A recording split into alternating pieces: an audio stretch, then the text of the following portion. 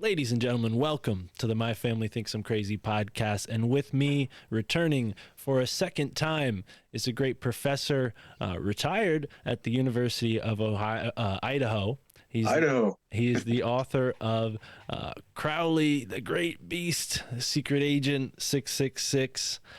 He's been on the show before to talk about that, but today we're going to be talking about some other books of his. He's got some really great books. Boris Savinkov. I'm doing this all off the top of my head. Savinkov. Yeah, I'm gonna go back and we'll record a very detailed introduction for the listeners. They already know which books you've written and whatnot. Yeah.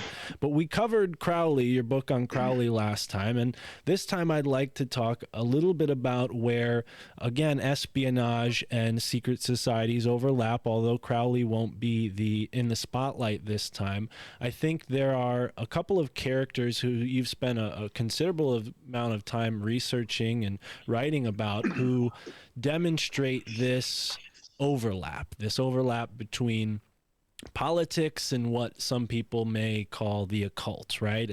And secret societies, while most of them tend to at least outwardly have political objectives, they also seem to have some occult objectives. And I'd like to learn more about what you think of that, and maybe we can start by discussing some of the influences of the Russian Revolution, because they go back, at least I've learned from you, they go back to the French Grand Orient Freemasons. The Russians were very much inspired by the French Freemasonry in their revolutionary ideals, and many people, when they think of spies, they think of the KGB, they think of the CIA. They may not think of characters from the 18th century and even the 19th century who were involved in espionage. And I think learning about these characters can shed light on what's going on even today, believe it or not. New Haven, which I've mentioned previously, is famous for Nathan Hale, a patriotic spy who was a part of the Culper Ring, and he was also a member of the Linonia Society at Yale. He has some interesting things about him, but if you don't mind, could you tell us a little bit about this gentleman named Boris and what drove you to write a book about him? Because he doesn't seem to be remembered very well, at least by the people who love to talk about Tolstoy and Marx and all these other, communist, socialist sort of characters. So Boris Savinkov is, in some ways, the kind of forgotten man of the Russian revolutionary era, which is what interested me in him. So again, you people have heard of Lenin, and they've heard of Trotsky, and they've heard of Stalin. Maybe you've heard of Krestinsky and Rakovsky and others of the top Bolsheviks and other revolutionary figures, but not Savinkov. And that was one of the things that kind of interested me. I got interested in him back in the 1970s when I was a history grad student at UC Santa Barbara, and I was basically studying sort of modern Russian, especially revolutionary era history at the time. So I was very interested in the personalities that were coming up. And this guy's name kept coming up. Mostly he would come up in the memoirs of other people. They would sort of mention him being there or playing this role. And I sort of found out there's this whole period, without going into a whole dissertation on Russian history, that one of the things I always like to remind my students of in a Russian history course is that the Bolsheviks did not overthrow the Tsar. Okay, that didn't happen. So I tell them that, if you tell me that at the end of the course, I'll flunk you, because it's the one thing you should know. So there are really sort of two revolutions in Russia in 1917. There's one that happens in February, March, and there's one that happens in October, November. What we call the October Revolution now happens in November because the Russians used a slightly different calendar that was about 2 weeks behind the Western calendar. That's where you find these kind of, the variation in dates that were involved. So it's the so-called March Revolution, let's call it that, in which not the Bolsheviks, who had nothing to do with the March Revolution, they're not involved in it in any way. The March Revolution was basically a coup d'etat, and it was a coup d'etat carried out mostly by the political leadership of the Russian parliament, or Duma. So one of the things that Tsar Nicholas had permitted, one of the things that an earlier upheaval had created about 10 years before, in 1905, was a parliamentary system in Russia. Okay, it didn't have that much power, and that's what it was. The parliamentarians were kind of pissed off about. That was their main beef with the Tsar. But there had been this parliament that had, functioned sort of as parliaments do. It hadn't been very successful as a legislative entity, but what it did do is it provided this kind of gigantic club for political interests in Russia. So these people are not revolutionaries. They would mostly be what might be termed Russian liberals. That is, they were reformers, but by no means were. In fact, many of them were industrialists and wealthy businessmen. Now, this was kind of like the U.S. Congress, full of rich people. So those are the guys that actually, I would say, in all fairly speaking, they put together a coup d'etat, a political conspiracy, and in March 1914 precipitated a crisis, very familiar to the kind of regime change we see today, which got lots of people into the streets and called out the troops and placed stress on society. And that was the pretext for what was basically kidnapping Tsar Nicholas II and forcing him to abdicate. So that, again, is one of these little details. Nicholas II did not abdicate willingly. He was basically taken prisoner in everything but name, and essentially told that if you ever want to see your son, who he was very attached to, and the rest of your family again, you will abdicate. And apparently the whole abdication document had already been drawn up ahead of time for him to sign. So it was a put-up deal. So the so-called Revolution of 1917 is more a parliamentary coup by the Russian political elites than it was a revolution in that sense. And by the way, the second revolution in October, when Lenin and his Bolsheviks seized control from the government that took over after the Tsar, a thing called the provisional government or temporary government, that too is a coup d'etat. It's, this isn't a kind of mass popular revolution with millions of people. It was essentially an organized military operation to seize control of the key buildings in the government in Petrograd. So that's what we're talking about the Russian Revolution. You're talking about these political conspiracies and coups at 2 points in 1917. So the first place I came across Boris Savinkov was as an important figure in that interim government, in that provisional government. So the best way to describe that is that the provisional government lasted for about 8 months. It was unstable, always very weak, because in many ways it didn't enjoy a lot of legitimacy. Okay? It was not a government that had been elected, really. And it also saw a power struggle between different political interests. Okay, here's politics for you.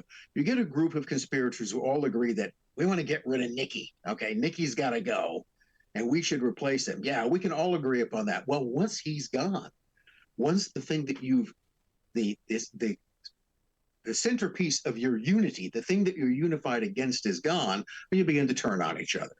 And then it becomes really a kind of free-for-all of political factionalism and individual ambition.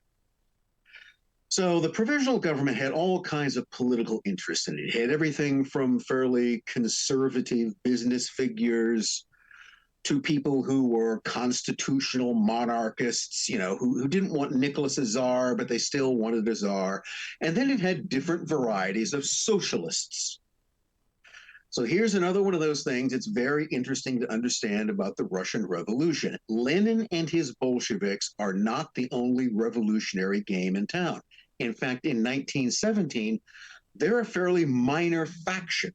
There are several different revolutionary parties or factions. And in fact, the biggest revolutionary party in Russia, overwhelmingly the largest in sheer numbers, was a thing called the Party of Socialist Revolutionaries, or the SRs. So if you ever look in the history of the Russian Revolution, you see references to the SRs, or the Socialist or Social Revolutionaries. Those aren't the Bolsheviks. Those are a completely different party. And again, to keep it simple, the SRs were more anarchist than Marxist in their orientation. So what I mean by that is that Lenin and his Bolsheviks, the guys that will become the commies, they are Marxian socialists. And Marxian socialism is all about the working class, the proletariat. Remember that the key idea in Marxian socialism is that the future belongs to the proletariat, to the industrial working class. They are the future. All other classes will in some way either become extinct or they will be subsumed into the proletariat. The Bolsheviks argued that they were the party, as the Communist Party would argue, we are the party of the industrial working class. Okay, we're not the party of anybody else. We're not the party of the middle class. No. We're not the party of the peasants. We're the party of the people of the future, the industrial working class. So Marxian socialists, like the Bolsheviks, are fundamentally indifferent to peasants. Because at most, what they see the peasants are is a kind of just human raw material. The peasants are just the workers of the future. Peasants are creatures from a archaic economic system, and they'll be brought into a new one. So peasants themselves are unimportant, except we need them to grow food. So that's also part of the whole antagonism. If you basically look at the communist regime in Russia through Lenin, through Stalin, they're never have a good relationship with the peasantry because they just really don't care about them. And they don't really offer them that much. They're all about the future working class. The SRs, on the other hand, believed that the key class in Russia was the peasantry. So if the Bolsheviks viewed themselves as the revolutionary party of the proletariat, the working class, the SRs saw themselves as the revolutionary party, the leaders of the peasantry. And they thought the peasants already existed in this kind of natural anarchic socialist system, and that therefore that you didn't really have to change much. You just had to remove the oppression of the state on the peasants and they'd be fine. So now, if you actually looked at the social makeup of Russia at this time, 80 to 85% of the population are, guess what? Are they industrial workers? Nope. They're peasants. Okay. This is overwhelmingly a peasant country. So now you got to ask yourself a simple question. If you are numerically the largest revolutionary party representing a group that constitutes 80% of the population, how can you lose? Yet the reality is that the SRs lose. This is why you don't hear about it today. I mean, they were the main obstacle to Lenin and his crews gaining power. The main thing you had to overcome were your revolutionary rivals. And therefore, one of the first things that Lenin did was to suppress the SR party and everyone connected to it. The first show trial, the first sort of trial where people were, put up on charges, legitimate or not, of treason and counter-revolutionary activity, occurred in 1922, and it was the leadership of the SRs. And the whole purpose of that was to demonstrate that the SRs were not and never had been legitimate revolutionaries, but they'd always been the hireling of the capitalist or somebody else. I mean, it was total bullshit, but that's what show trials are for. So Boris Savinkov, notice I keep trying to come back to it. Boris Savinkov is an SR. That's the party he's connected to. And not only was he an important revolutionary leader in the SR party before 1917, he was also a prominent leader of the SR's terrorist wing. Now, here's another thing about the SRs. Lenin and his Bolsheviks were perfectly willing to go in for political violence. They were willing to rob banks for money, and they were willing to attempt an occasional assassination of a government official. But the SRs made terrorism a kind of sacrament of their party. I mean, they were into it. They sort of embraced the whole anarchist idea of propaganda of the deed, which basically meant shooting or blowing up someone in authority. And that's really why, if you look before 1917, if you look at the Tsarist government battling revolutionaries, they're mostly battling the SRs. They barely even notice the Bolsheviks. They weren't really a significant threat. The only revolutionary party that presented a real threat to the regime were the SRs. So Savinkov is an interesting guy. This is what intrigued me about it. One, he's an outspoken proponent of terrorism in the early 20th century. He, by the way, doesn't actually commit any terrorist actions himself. He recruits and trains other people to do it. That's where you have, longevity in that kind of business. But he fully believed in terrorism as a political tactic. Okay, it was entirely acceptable in his view to murder your opponents. But he also has a kind of interesting background. He's a nobleman. His father was, in fact, a military judge. And Savinkov is a member of what is called the gentry in Russia, of the noble class.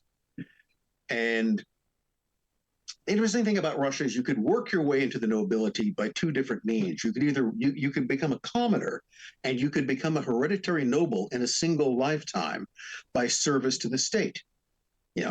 And you could either do that by performing a governmental job or through military ranks. So there were sort of paths to this upward mobility. So Boris Savinkov is a hereditary nobleman by birth. That is, he comes from a fairly privileged, not a very rich, but a privileged background. He had access to university education. By the way, that's something he has in common with Lenin, because Lenin also, guess what, is by birth a hereditary nobleman.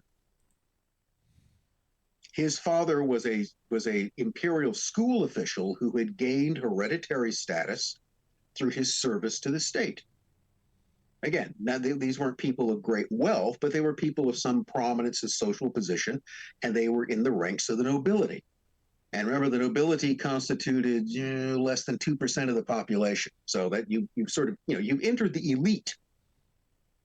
And this is another kind of phenomenon that you find. Another thing I thought was interesting about Savinkov was that what you have here, and you find this among a lot of revolutionaries, and you find this in the case of Fidel Castro. Look at his background. Look at how he grew up. Look at who his father was. Look at what his opportunities were. And what you tend to find is that prominent revolutionary figures all seldom come from the oppressed lower classes. They're almost never the son of a dirt farmer or a factory worker. Instead, they tend to be the sons or daughters of the middle or upper classes. They're generally born into affluence and education. And it's an interesting thing about it that in some ways they kind of become traitors to their class.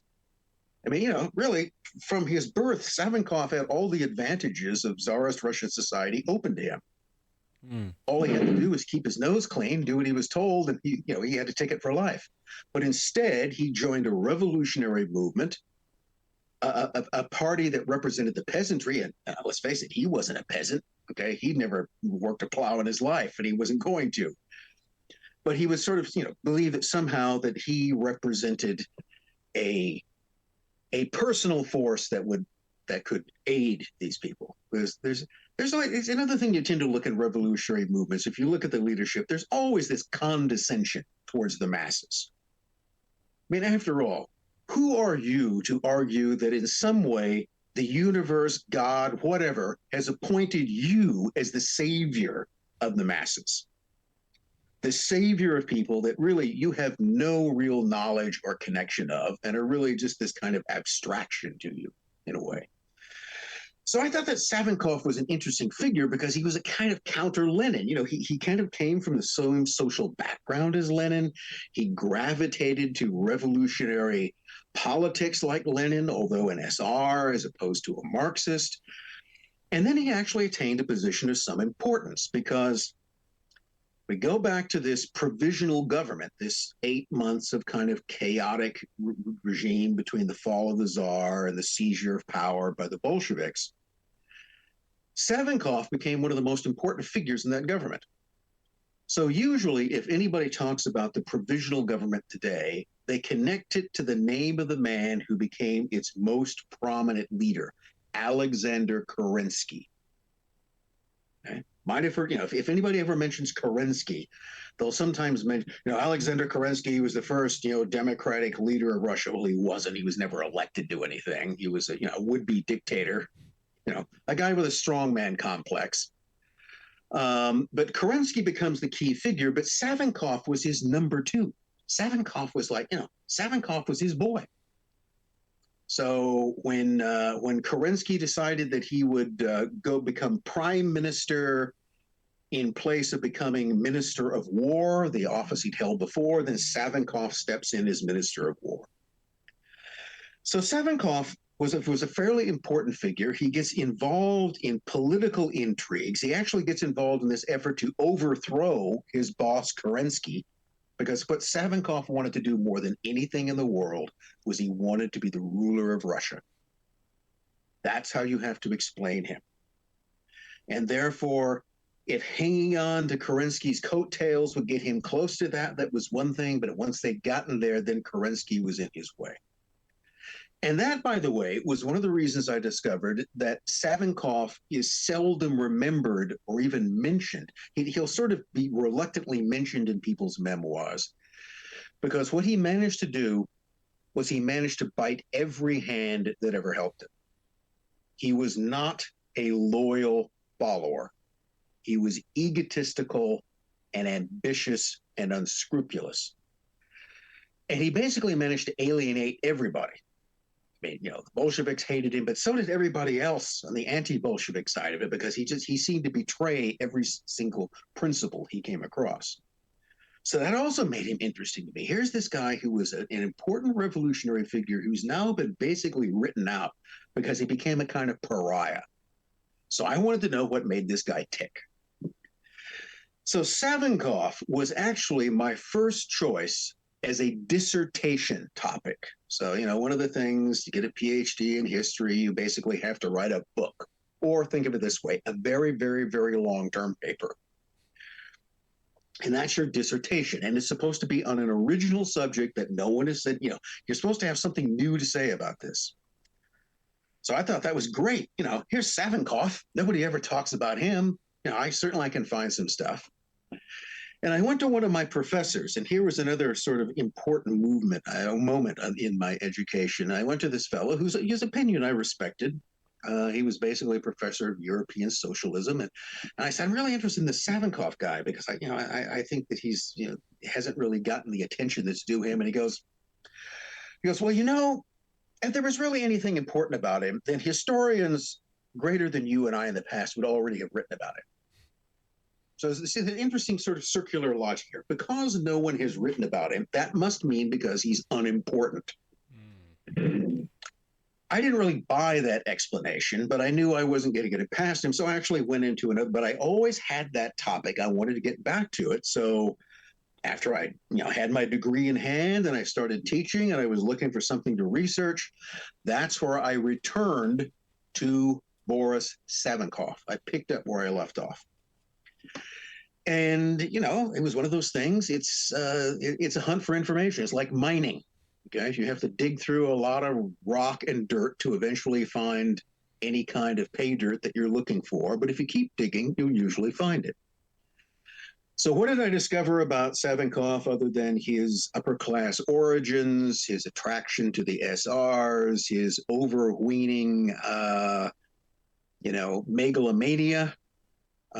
His drug addiction, his morphine addiction, his utterly unscrupulous treatment of most of the people around him. So, one of the things I discovered is that he was a Freemason. Okay, this was the first place I really sort of seriously encountered the role of secret society, something which up to that point, quite honestly, I, like most people, had never paid any attention to. I mean, I knew there were Freemasons. My grandfather was a Freemason, full disclosure, and that whole side of the family was. But, that didn't really mean anything to me. That was just apparently a club that Grandpa belonged to. And of course, Freemasonry means different things in different places at different times of history. So, where was one of the first places I ran across this? Well, Savinkov, again, was a fairly important figure in this interim government. He had some authority. And one of the problems is that among the Romanov family, I mean, the Romanov family was a large collection of people. It wasn't just Nicholas and Alexandra and their kids, because Nicholas had a small horde of cousins, aunts, uncles, and others. So it was really this very large. It was a very large family, 60 to 100 people, and there was one of them, a direct relative of the Tsar, the Grand Duke Alexander Mihailovich. And it also turned out that the Grand Duke Alexander Mihailovich, a member of the imperial family, was also a Freemason. Now, the problem was that in the orders of the provisional government, Alexander Mihailovich, because he was a member of the imperial family, had basically been placed under house arrest. He wasn't allowed to leave the town he was in. And Savinkov got control, basically became the military governor of this town. And Savinkov himself says that, that the Grand Duke came to me and basically said, look, we have nothing politically in common. I know that you view me as a kind of enemy and a possible obstacle to your regime. He goes, I really don't have anything against the regime change in this case. I just want to get myself and my family out of this town because I don't think we're safe here. And I'm not sure you can guarantee our safety. And then the Grand Duke said, and I appeal to you as a brother Freemason to help me. That was the card that he played. I've never seen that before. But that is one of the things that you were supposed to, if you can appeal to another Freemason to help you. Now, supposedly they can't break the law to do that or anything else, but they are obliged through their oaths to the order to help a brother in need. And Savinkov helped him. And his argument was, it wasn't because I liked him or I sympathized with him. In some ways, I kind of hated everything the Grand Duke stood for. But on another level, he is a brother Mason, and he has asked me for aid. And in accordance with my oath, I have to help him. And he did.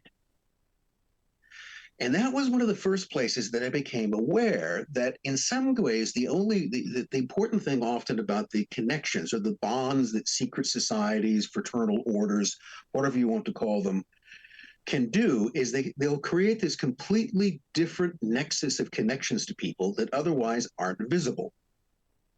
So this, again, was a case. Savinkov and the Grand Duke were political opposites. They shared nothing in common other than the fact that they were both members of the Masonic Lodge. But that was enough that at a key point, probably Alexander Mihailovich's life was saved by the aid of this revolutionary Mason that he appealed to. So I then began, as I went through and as I was sort of working on Savinkov's biography, which is called Renegade on the Left, Boris Savinkov, that I simply began to note all the people he came in contact with that were mentioned as being Freemasons. And one of the things I began to find is that, that a lot of these were most of the political figures, most of the key political figures in the revolutionary parties, in the liberal parties, even in the imperial family. So I guess one of the things to note, that is, there were adherents of Masonic lodges in the imperial family itself, in the direct entourage of the Tsar. Not Nicky, he wasn't, but lots of his uncles and cousins were. And in every one of the revolutionary parties. So Lenin probably wasn't a Freemason, at least for any length of time, but there were other Bolsheviks who were. The SRs and the Mensheviks were full of them. So I began to find out that this was one of these things. It was this whole sort of nexus that connected these people across political lines and ideology. So that's really, working on Savinkov was how I became aware of at least how that secret society seemed to work. The other thing I eventually put together further along is I've continued to work on that. And I think one of the important roles in the whole Russian political and revolutionary nexus was the influence of what you'll call political Freemasonry. Now, this is one of those things that can be a matter of a lot of debate and misunderstanding, and also in some ways kind of disinformation. So, at least in the sense of American Freemasonry, two things you're never supposed to talk about in the lodge are politics and religion. They're essentially verboten topics. And there's a very simple reason for that. Freemasonic membership, ostensibly, is all about fellowship and self-improvement. In other words, you're joining a guy's club, and everybody wants to get along. And, there's no quicker way to start an argument than to bring up politics and religion. So there's a very practical reason why in the lodge meeting itself, you do not reference politics or religion. On the other hand, once the lodge meeting is ended, once you've finished your official business, once maybe you've adjourned from the lodge to a bar or to somebody's home or somewhere else, it's the same group of people, but now you can talk about politics and religion to your heart's content. Because you can't do it in the lodge doesn't mean you can't do it outside of the lodge, which also doesn't mean you really can't do it in the lodge. And I think I could pretty much guarantee that in a lot of places and a lot of times, from revolutionary America to revolutionary Russia, there's been a lot of politics discussed in Masonic lodges because it's just so easy to do. So you also mentioned earlier that there's this connection between French Grand Orient Freemasonry and Russian Freemasonry. So let me make a little aside here and explain to anybody who's listening what Grand Orient Freemasonry is and how that fits into the picture. So one of the ways I've described Freemasonry is that it's a house of many rooms. So you've got, think of it this way, you have a gigantic structure, which we can call Freemasonry, but inside, internally, it's divided into a lot of rooms and compartments and apartments and separate areas, some of which may be directly accessible to others and others may not. In other words, it's not a name that anybody actually owns the rights to. And pretty much, you can set up your own Masonic lodge if you want to. There's nothing that says that you can't. And you can decide what sort of rules and what sort of constitution you want to follow. No one owns the rights to the name. So Freemasonry has been applied to a very broad spectrum of groups over time. So whenever anybody ever tells you that, well, Freemasons can't do this or they can't do that, well, yeah, maybe most of the time, but I'll bet you if you look around, you'll find some who did. Case in point. Overwhelmingly, Freemasonry is an all-male society. Generally speaking, Masonic lodges in the past and today do not admit women. But if you look closely, you'll find that from the 18th century, when the whole thing becomes popular, there have always been a small number of lodges that admitted women. There was never any lodge that decided they wanted to do that had set themselves up. And there were always some who did. It's like saying you had to be 21 to become a Mason. Well, that was true, except in cases where they decided that 17 was all right, or you had to be 25. I mean, all of those things, all of that was subject to sort of local laws and regulations. That was one way you could put it. So Freemasonry really became a kind of big deal in Europe in the 18th century. It had been around for 200 or 300 years before that in little nooks and crannies. But it became a kind of popular movement. It began to sort of gain lots of adherents, especially in the upper classes in society. It became the cool club for the cool kids to belong to. And it began to spread. It spread from in England, where really it got its start, to the continent in France, and there's where you begin to get a difference. In England, Freemasonry was based around a thing called the Ugly, or to put it this way, the United Grand Lodge of England and Wales. UGLE, generally. That's the thing which is still in London today and has the date 1717 across it, because that's when the United Grand Lodge was created, not when Freemasonry was invented. That's not what it means. It's when when a series of existing lodges joined together to create a Grand Lodge, the United Grand Lodge of England. And that basically is where all American lodges come from. It follows because of the colonial situation. But so American Freemasonry is an extension of British Freemasonry. And British Freemasonry tended to, again, attract largely people of wealth and education, members of the royal family. Basically, every male member of the royal family has been a Freemason, pretty much. I won't say all of them, but most of them have been since the 18th century, with the odd exception of George III. So, see, King George of the American Revolution wasn't a brother Mason, which has always made me wonder if the American revolutionaries, who were not exclusively, but there were a great many Freemasons among them, would ever have rebelled against a Masonic king. They could have worked all of that out on a Masonic basis between them. And that itself may be an important factor in the American Revolution, was that George III, unlike his father and unlike his son, was not a member of the lodge, and therefore ultimately faced a colonial rebellion that was, it's unfair to say the American Revolution was some sort of Masonic plot, but there was a very heavy influence. The lodge members and Masonic ideas were very important within it. Now, on the continent, on the other hand, in France, you had a different Grand Lodge. You had a different sort of corporate structure, and that became the Great Eastern, or the Grand Orient.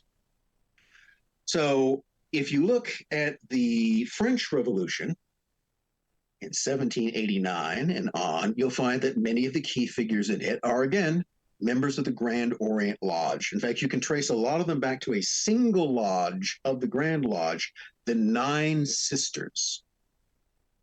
The Nine Sisters Lodge in Paris, the Neuf Soeurs, we also had a kind of, because Benjamin Franklin is also a member of that. So there are American Masonic revolutionaries who are also a member of this Nine Sisters Lodge. Now, here's the difference. British Freemasonry, the United Grand Lodge of England, partly because it was very closely connected with the monarchy, became the kind of Freemasonry of the imperial establishment. That is, there wasn't anything revolutionary about it. British Freemasonry became the secret society of the imperial elite. And so members of the royal family themselves routinely became members of it.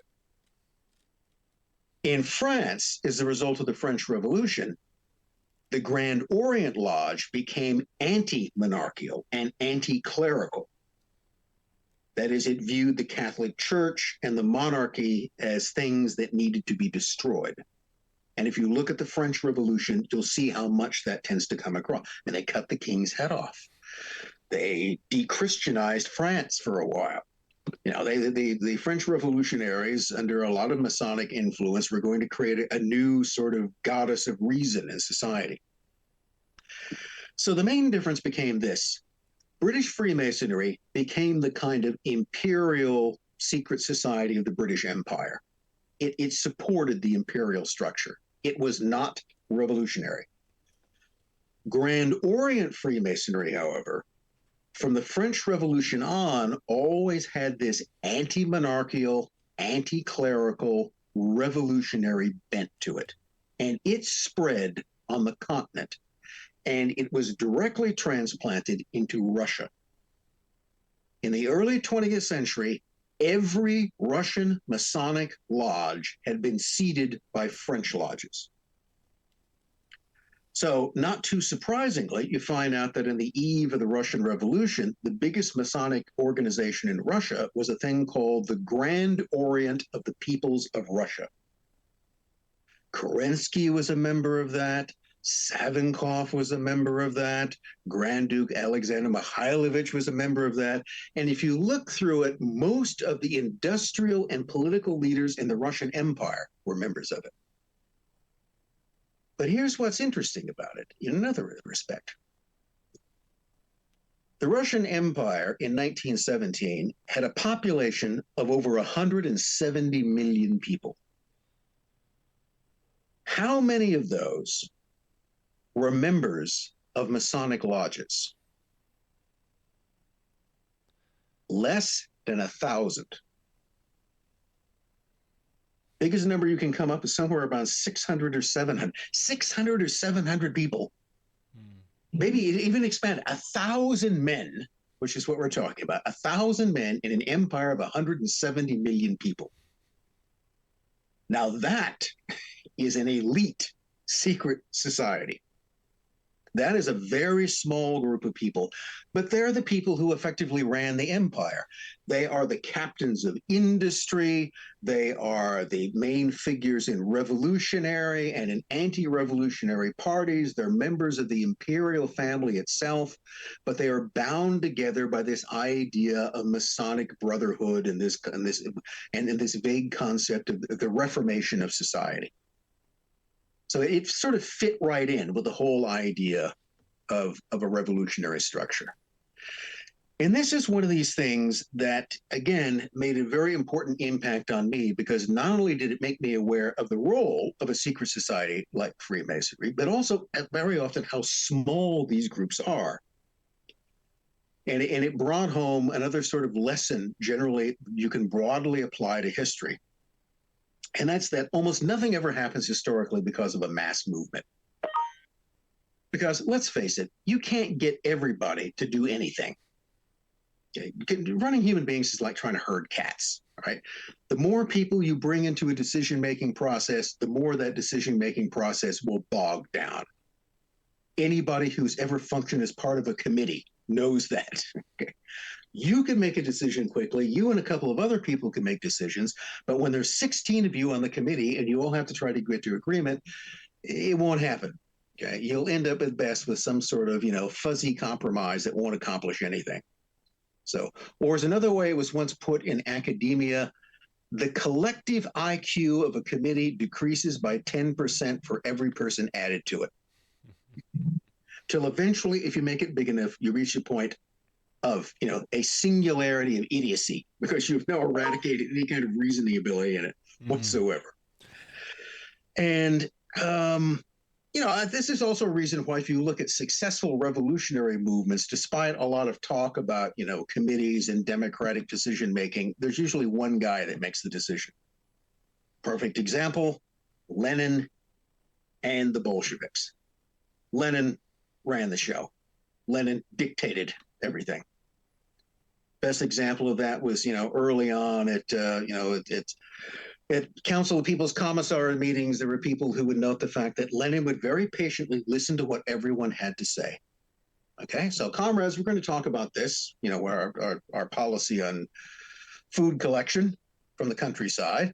And if any of you have an opinion about it, I'd be glad to hear it. And everyone would express their opinion, and then he would dictate the decision. It's basically the idea that I'll listen to your views, and then I'll express my views, and then we'll do it my way. So, and everyone kind of went along with that. The thing is that Lenin had some sort of, he had this kind of psychological whammy over most of the other people, so that they would, go along with what he said. He simply bossed them around. They could have outvoted him anytime they wanted to, but they never really did. So those are all, I think, a number of factors. That's where Savinkov comes in. Savinkov then went on to, he's connected with the provisional government, and of course, the provisional government gets overthrown by Lenin, partly because of Savinkov, I'd argue. Why? Well, one of the key things in the October Revolution was the Bolsheviks had to seize the Winter Palace. Okay, so the Winter Palace is this huge building in St. Petersburg. It's got like 1,000 windows and doors. It's not a fortress or anything. It's just this huge open building. And that was where the provisional government, where Kerensky and his ministers had sort of set up their last stand. That was the center of the government. So what Lenin and his Bolshevik coup were going to accomplish, they were going to simply seize the key buildings in the city. They were going to seize the post office, the telegraph exchange, take over communications. And then they were going to take over the Winter Palace because it was the symbol of the provisional government's authority. So they were going to send armed men in to take over the palace and arrest the ministers of the government, thus putting it out of business. Now, there was some effort to protect the Winter Palace. And the protection basically included a volunteer women's battalion. Okay, and I'm not making fun of women soldiers of this, but I'm just saying that these were essentially, prep school girls who were not really trained for combat. All right. And then they were joined by a group of male military cadets who were maybe a little better trained, but not much. Basically, kids with guns they didn't know how to use.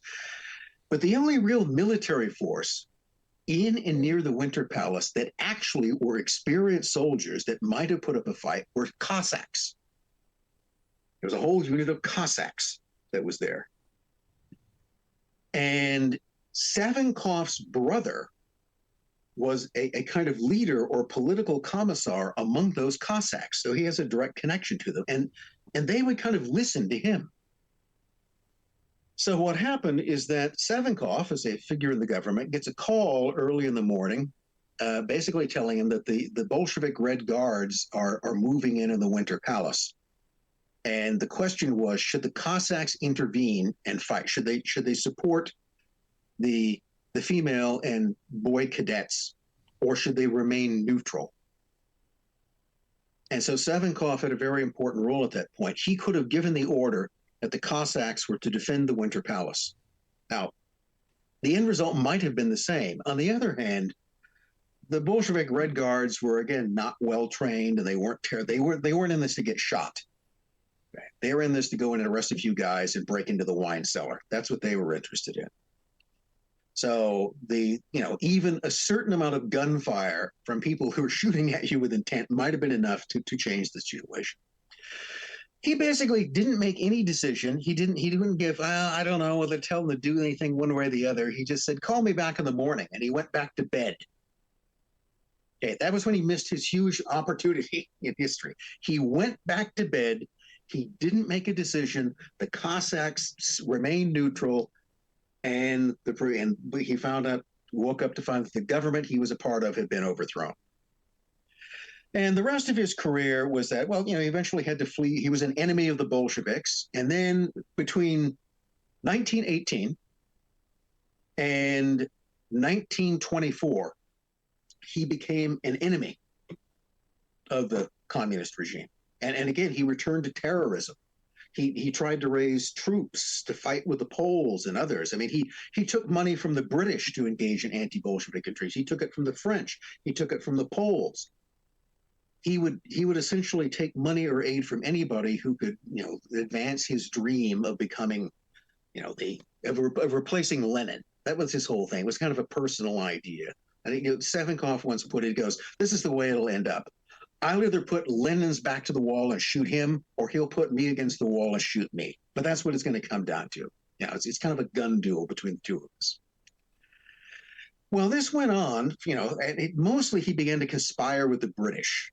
The British were always willing to put money into people who would create trouble in Bolshevik Russia, and Savinkov seemed to do that. And that's how Savinkov then became connected to another character. Through Savinkov, I got introduced to the character of Sidney George Reilly, sometimes known as the Ace of Spies, sometimes called the role model for James Bond. I hate to disappoint everybody, but he wasn't.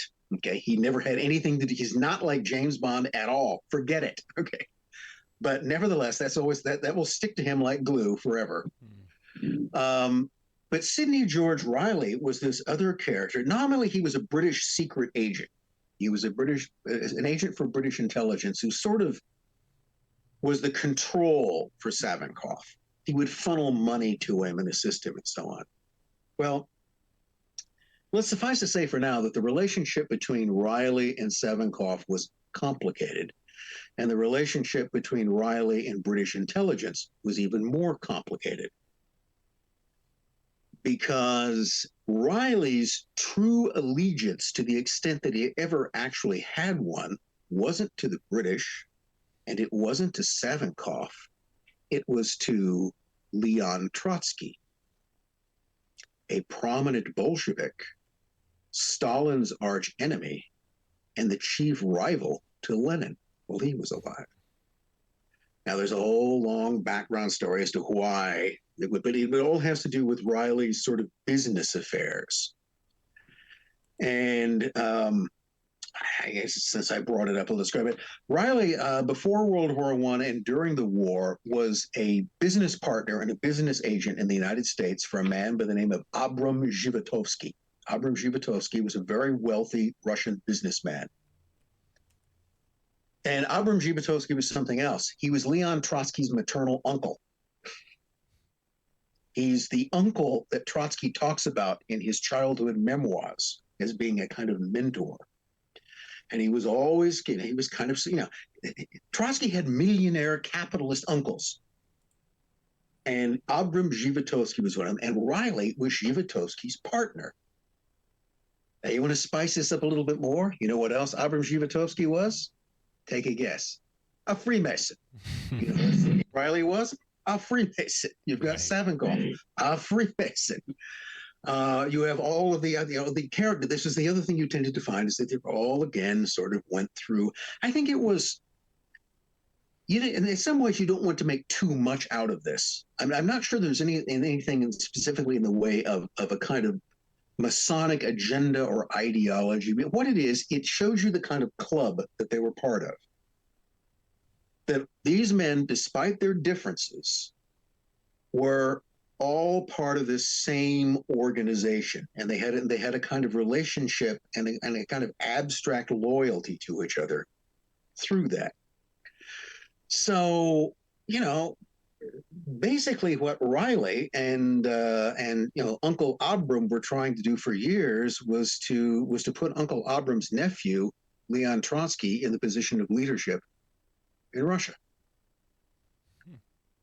which led them into very interesting. But one of the ways that Reilly had to do that was to sort of sidle up to the British.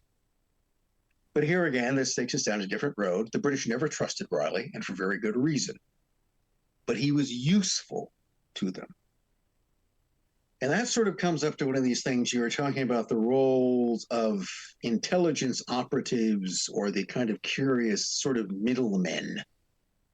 What Reilly really was more than a spy is that he was a deal maker. He was the guy that you would send in to work out some kind of arrangement or to make things happen. Maybe that's the best way to describe it. He was a person who made things happen. And that might be anything from a rebellion to a coup to a business deal. Mostly it was involved in business, but the same techniques existed within politics. And the thing I found with Reilly was that from the very beginning, when British intelligence first employed him in 1918, there was no trust involved in it. I mean, if you look at the kind of information that was gathered about him at the time, basically from his business affairs in wartime America, it pointed out an individual that was utterly unscrupulous, seemed to have no loyalty other than to his own, would always try to exploit any situation to his own advantage, and was to never be trusted with any confidence. Now, why would you? Here's the question. That information, that exact information, went to the chief of the British Secret Intelligence Service, Mansfield Cumming. He got all of this bad information, but he nevertheless then turned around and hired Reilly to undertake a secret political mission inside Soviet Russia. So keep in mind, it had nothing to do with him trusting Reilly, because all of the information that he'd received had said that this is a person who was fundamentally untrustworthy. But those same reports said this is a person who has a lot of interesting connections and can get things done that other people can't. He has information and he has access. Now, the main thing that Sidney Reilly had access to in 1918 is that through his relationship with Trotsky's uncle, he had a personal connection to Trotsky, who was then the Bolshevik Commissar for War. And Reilly was then being sent in to open a back door to Trotsky. If we can't make a deal with Lenin, maybe we could make a deal with his chief rival. That's the way that you would go. And that's, but it has to do with the fact that it had nothing to do with ever trusting Reilly. In fact, you find this a lot in the realm of intelligence. You'll find intelligence agencies employing people that they know are really just out and out crooks in certain ways, completely untrustworthy. Or let's put it this way, their most outstanding characteristic is that they are reliably unreliable. You can't trust them. But you see, there's a certain amount of important knowledge in that. The problem is when you think you can trust someone and you can't. If you know that the person you're dealing with is completely venal and unreliable, that they will exploit every situation to their advantage, then you'll only use them and trust them as far as you need. The point is they have connections. They have information that you need. They have connections that you need. More simply put, they're useful. They're not trustworthy, but they're useful. And therefore, you will do what intelligence agencies do. You will use people. You won't make them your friend. You will use them.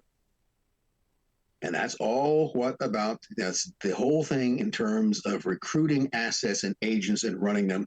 You're not doing it because you like them. You're doing it because their service can be useful to you.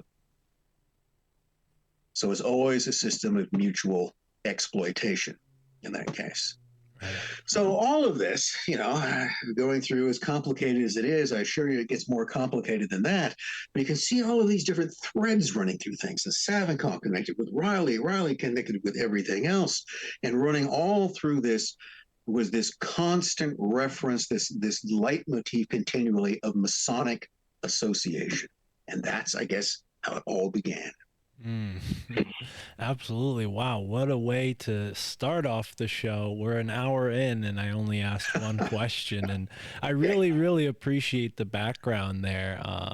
It's really informing to the average conspiracy novice who may be curious about, these parapolitical events and where it all stems from. Without this kind of background, it's easy to fall into the notion that there's some, fantastical Illuminatus that's controlling everything. Now, the with mastermind. With that in mind, you have covered this in your great courses, The Real History of Secret Societies. And I should say, for folks who want more information on what we just talked about, Dr. Spence here has written Boris Savinkov, Renegade on the Left, as well as Trust No One, The Secret World of Sidney Reilly. So you can pick those books up to get more. I'm sure that work preceding Secret Agent 666 kind of you saw the parallels between a character like Sidney Reilly and Crowley in some way. Were there any, if any? Because, from what I've understood from my research into Crowley, he was somewhat of an infiltrator, right? He infiltrated the Golden Dawn, and then he infiltrates the OTO. And whether or not this was his intention, he seems to have left those organizations, A, worse for when he joined them, and B, you only really hear about him when you talk about those groups. So it's like he really kind of cannibalized them. And I know that's a big part of this sort of secret society warfare, is to sort of infiltrate from within. Yeah, Crowley is another. Well, by the time I got around to Crowley, I'd seen enough in sort of studying Reilly and others. I'd gotten some sense, not that your sense is ever perfect about it, but you've gotten some idea about how this kind of secret world operated. And the types of people who would be involved. and the type of thing that's a cover. One of the things that any kind of intelligence operative has to have is they have to have some reason for being where they are and doing what they're doing other than being a spy. Because, so you have to be there as a businessman, archaeologist, explorer, missionary. One of those. That's why missionaries make great spies, because they have a perfect excuse to be in some remote area where no sensible person would otherwise be. Same thing with an explorer. They go to remote border areas, sort of hunting area. That's one of the things that Crowley partly did. And his, part of it is that he was simply a mountaineer. He liked climbing mountains. All right. He liked going on exotic trips wandering through southern China. But at the same time, there were also, if you look closely, there were all sorts of political things going on that he was a skilled observer there to observe. And see, that's in some cases all you have to do as a so-called spy. All you have to do is keep your eyes open, keep your ears open. Remember what you see, remember what you hear, and then report that later. And it doesn't require you to otherwise engage in any other kind of fancy intrigues. You're just there and you're collecting information. Well, and on that note, it seems like Crowley obviously has this reputation as an occultist, and I wonder if that was just a side effect of the fact that America was steeped in that flavor of occultism with the Theosophist movement and the spiritualist movement and the, Freemasonic groups and all their various variations from the Odd Fellows to the Shriners. I mean, this was their heyday. So to be someone who can blend into those milieus would be, advantageous if you were information gathering, and Crowley even seems to have done that with, like I said, the Golden Dawn and the OTO, sort of planting himself in the right position to get initiated. It was a way to, well, first of all, it was a way of getting into a larger nexus of people. So one of the things you'd often find is that if you look at some of these occult organizations, if you look at most occult organizations, you'd find that somewhere hidden inside it is a kind of political agenda. So in the Hermetic Order of the Golden Dawn, which on one level was all about alchemy and tarot, and they ascended, and the secret chiefs, was all about occult enlightenment. Well, it also had members who were Irish nationalists and Celtic revivalists and people who wanted to restore the Stuart dynasty in Britain, as opposed to the German Windsors, or Saxe-Coburg-Gotha, to give their real name. So it comes down to, it's not exactly that the Golden Dawn was specifically about one of those things or another, but it became a vehicle for that to be done. See, you created this kind of order that offered occult enlightenment, but it drew people together who then found other common interests among themselves. And especially this kind of Celtic revivalism, Irish nationalism, restoring the Stuart dynasty, which was viewed as a Celtic dynasty. Now, their political ambitions were completely unrealistic, but most of them are, right? I mean, look, Lenin's idea of the Bolsheviks taking over Russia was completely, utterly fantastic until it wasn't, until circumstances meant that this small group actually was able to take control of the country. Right. So it's, Crowley, I think, was essentially kind of, one, he wanted to be part of the Golden Dawn to figure out what it was about. He was legitimately interested in occult knowledge. He wanted to acquire that. And he thought they could get it. On the other hand, he was, I am quite sure, encouraged to join that group to figure out what else was going on within it. And the next thing you notice is that as soon as he begins to insinuate himself into the organization, it's like setting off a grenade inside it. Every action he takes is to create disagreement and strife, and the result of it is that Crowley's membership in the Golden Dawn destroys it. It blows it up. It simply becomes a catalyst for all of these personal antagonisms that were there, and it destroys the organization. The OTO is somewhat similar to that. The OTO starts out, the Ordo Templi Orientis, which is still around today, Crowley's version of it. You can join it if you want to. But that started out as a German Masonic occult society. Okay, so it was full of German Masons, ones who were also interested in occult enlightenment. And the key figure that became the guy that became the key figure in that by 1910 or so was Theodor Reuss. But Theodor Reuss was, guess what? He was an agent of the Prussian political police. He was a spy. He was an intelligence operative for the German government. He ran a spy ring in England. And I'm fairly sure that he recruited Crowley into it as a way of bringing what appeared to be an impressionable and usable Englishman into an organization that was, on the one hand, a legitimate vehicle of occult study and enlightenment. Okay, it's not as if the OTO didn't just pretended to do these things. But on the other hand, it was also a vehicle of German intelligence and infiltration. See, by spreading the OTO across the English-speaking world into other countries, you then created a base of operation for agents that could be moved in and out of it. And that's why in World War I in New York, the Germans in the U.S. trusted Crowley. Why would they do that? Why on earth would you trust him? The only reason they would trust him is because someone in Berlin vouched for him. And the person in Berlin who vouched for him, or in Germany at least, was Theodor Reuss, a trusted intelligence operative who said, this guy is okay.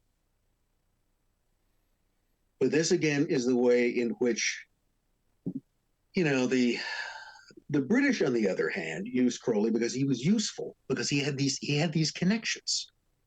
So one of the things that they knew is that, look, here's a guy who probably on our encouragement has joined this German secret society that we're pretty sure is being used as a vehicle for German espionage so that he could get in it and figure out what's going on. In the same way that he can infiltrate the German propaganda cabinet in New York and at the same time let us know everything that's going on, which is what he managed to do. That sort of double agent. Right? You pretend to be working for one side, you're actually working for another. Or I don't know, maybe you're kind of working for both whenever it's, who knows? From the side of his employers, as long as you're getting the information you want, then he's working for you. The other thing I've come to suspect about Crowley and his connection with the British is that I also think he was, early on at least, a kind of specialized hitman, which sounds a little bizarre, but that's sort of where his talents lay. In addition to magic, Crowley had two very sort of practical skills. One was hypnotism, and the other was sort of pharmaceutical, chemistry involving psychoactive drugs, things like mescaline.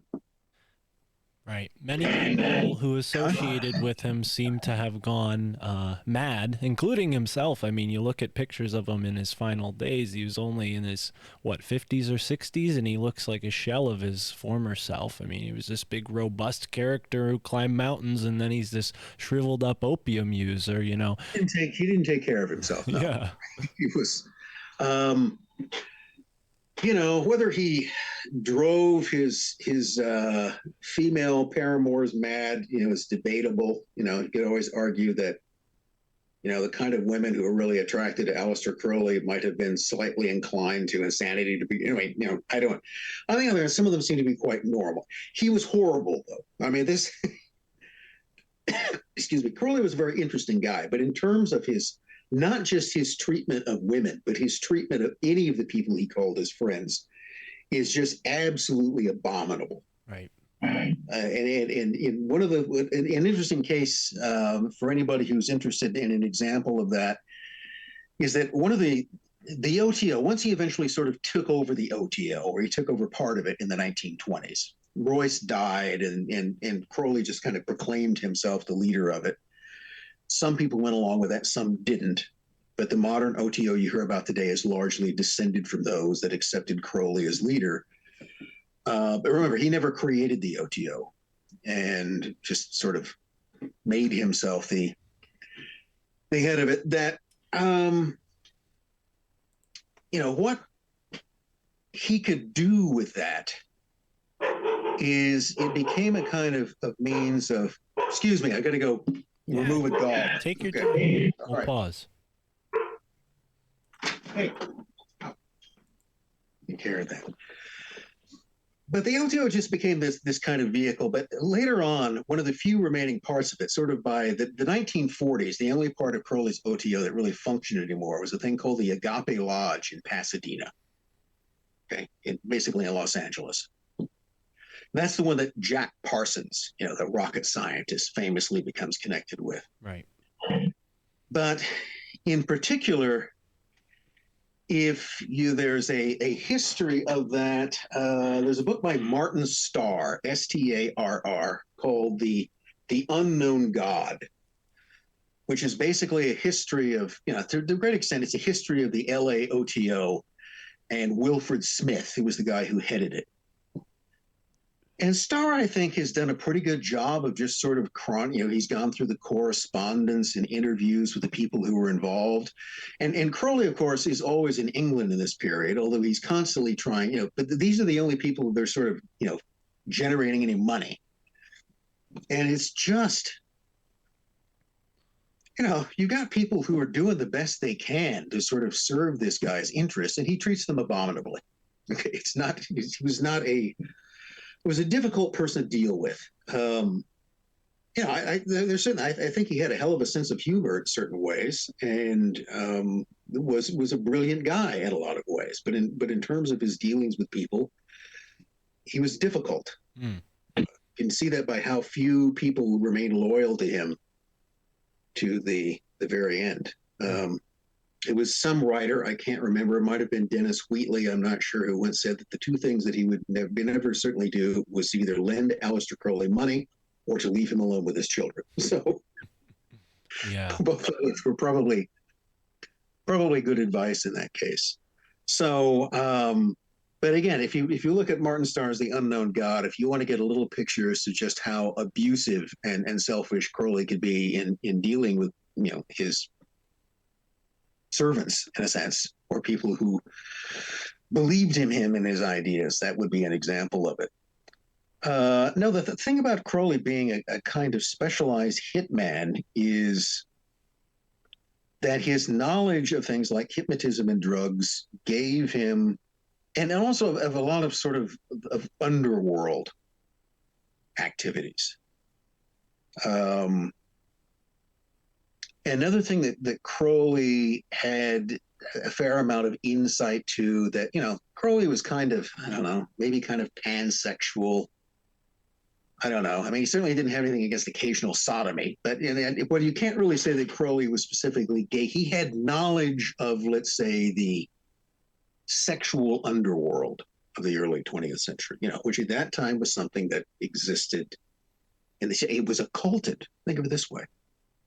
That homosexual society was another example of something that was generally hidden, that might manifest itself through a whole variety of signs. People who were gay could recognize certain things that other people wouldn't. This was a way of sort of keeping it secret and hidden.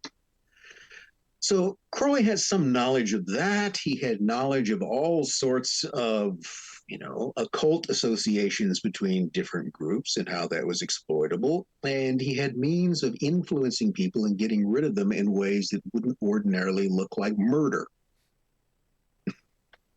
So that actually was an idea that arose out of a conversation with someone else. We were talking about various things that he'd been doing. I don't think there was all there was to it, but I think that he had certainly skills, unique skill set. And that could be applied to influence people without their knowledge. And by that, I mean by hypnotizing them, by using hypnotic suggestion, and reinforcing that, or using otherwise drugs to do so. And those were things that could be used to get information from people, and there also means that could be used to destroy people without leaving much of a trace. Right.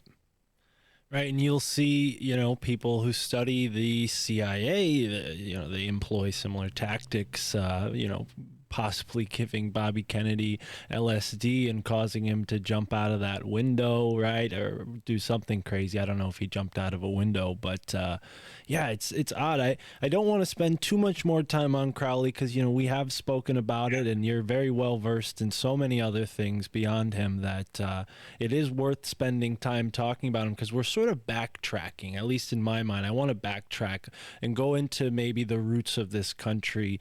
On the point that you made earlier about Freemasonry, it's interesting. I was looking into one of the fundamental constitutional orders of the colonies. This is a sort of proto-government of the New Haven colony, the Hartford, which would become the Connecticut colony, sort of had a similar thing going on. And this is the famous Charter Oak story, where they hid the charter from the Dominion of New England and secured their sort of freedom for the time being, and that sort of helped foment the revolution, right? And in this fundamental orders of the Constitution in New Haven, they use this term freeburger or freeman all the time. And you know, at that time in the 17th century, Freemasonry hadn't been established the way it was in the 18th century, but it was still, it existed, right? I mean, it was in the minds of people through guilds and through maybe the Rosicrucian sort of thing that was going on in the Royal Society as well, which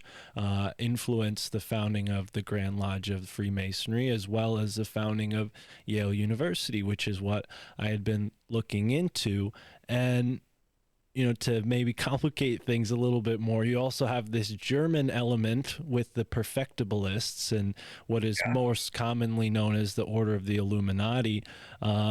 And famously, Skull and Bones finds itself with this same sort of origin. We're told that it's a second chapter of a much older German institution, and the founders, William Huntington Russell and Alfonso Taft, went to the University of Berlin and were inspired by Hegel, and then they came back to Yale, which, to my knowledge, was a sort of Anglican, Freemasonic sort of position, at least philosophically at that point in its time. And I'm curious, I mean, what this may mean within the synarchy, the war of these secret societies, you know, for who could be at the top of the synarchy.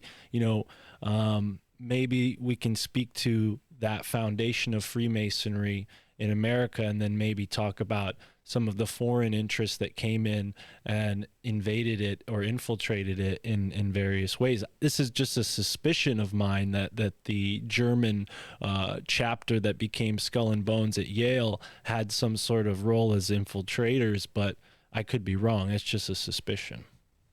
Well, I guess it comes down to the $64,000 question there, I guess, is Skull and Bones the American filiale of the Illuminati? That is the German society that they're talking about being descended from itself an offshoot, directly or indirectly, of Adam Weishaupt Bavarian order perfectibilists, i.e. the Illuminati? The most you can say to that is maybe, because otherwise you don't know. This is the problem. I think what often happens is that what we humans really like to have is we like to have things explained. We want a narrative, we want a story that explains this to us. And it doesn't necessarily mean that story has to be true. It just means that it has to be plausible in some way, or it's what it is that we want to hear. But that's what we do continuously. And I can, if you'll excuse another aside here, I could give you an example of this right now. Okay, I live in Moscow, Idaho, and if anybody has been paying attention to the news, you know that some weeks back there was a very grisly murder of 4 students at the University of Idaho, and that there's recently been a fellow who's been arrested for that and is currently being arraigned, and this is a big deal in my town. Because those things don't really happen. But one of the things that we've endured, anybody who've taken an interest in this case, is that the one thing you knew is that 4 young people were all knifed to death in the middle of the night. And there's just a barrage, this constant mutating monster of myth out of Reddit and 4chan, and YouTubers who would just come up with these, for the most part, absolutely, and I don't use this term lightly, idiotic nonsense to explain what was going on. I mean, it had but what they could do is they would just seize upon these things. Well, there has to be this person and that person. And then, they would begin sort of twisting and adding to these things where they could, they could come up with some sort of seemingly plausible story that it would indict this person, or it was this, or it was that. And in the end, what it turned out to be, none of that. Okay, as far as we can tell, I mean, if this guy that had gotten is guilty, no one ever saw this guy. This wasn't on anybody's radar. But you ended up with all of these, but because there was just this kind of mania about being able to explain what has happened. So these 4 young people were all knifed to death in the middle of the night. Well, it could be this, it could be that, and the mind just sort of goes, into overload, trying to come up with different explanations for this. Well, the thing to keep in mind is this happens with everything. It's happened with every historical event. And this is why you tend to find a whole variety of, what are often dismissed as conspiracy theories about how things operate. So, give you my 2 cents on conspiracy theories. There are lots of conspiracy theories. Okay, and a conspiracy theory is just, some story that somebody came up with this seems to work. Could be a good guess, could be a lousy guess, but it's still a theory. It's simply an operative, speculative idea. You never take a theory too seriously. But then there are also conspiracy facts, okay? And there are plenty of those. So sometimes the idea of conspiracy theory is thrown around is that anytime somebody mentions the word conspiracy, well, they're just dealing with theories because conspiracies are only theoretical. No, the assassination of Abraham Lincoln by a conspiracy is a fact. The assassination of Franz Ferdinand by a conspiracy is a fact. The conspiracy in the Russian Revolutionary is a fact, and you can go on and on and on and on about it. All right. You can even argue the conspiracy among American colonial patriots to defy their oaths of allegiance to the king, which, by the way, as Freemasons, they were sworn to. Because remember, as British Freemasons, you also took an oath to obey the law and the king. So when those American Revolutionary Freemasons broke their oath to the king, they broke the Masonic oaths as well. So they weren't perfect in that regard. There was a kind of question because the Freemasonry sort of bound you to the king, except apparently it was inconvenient for you.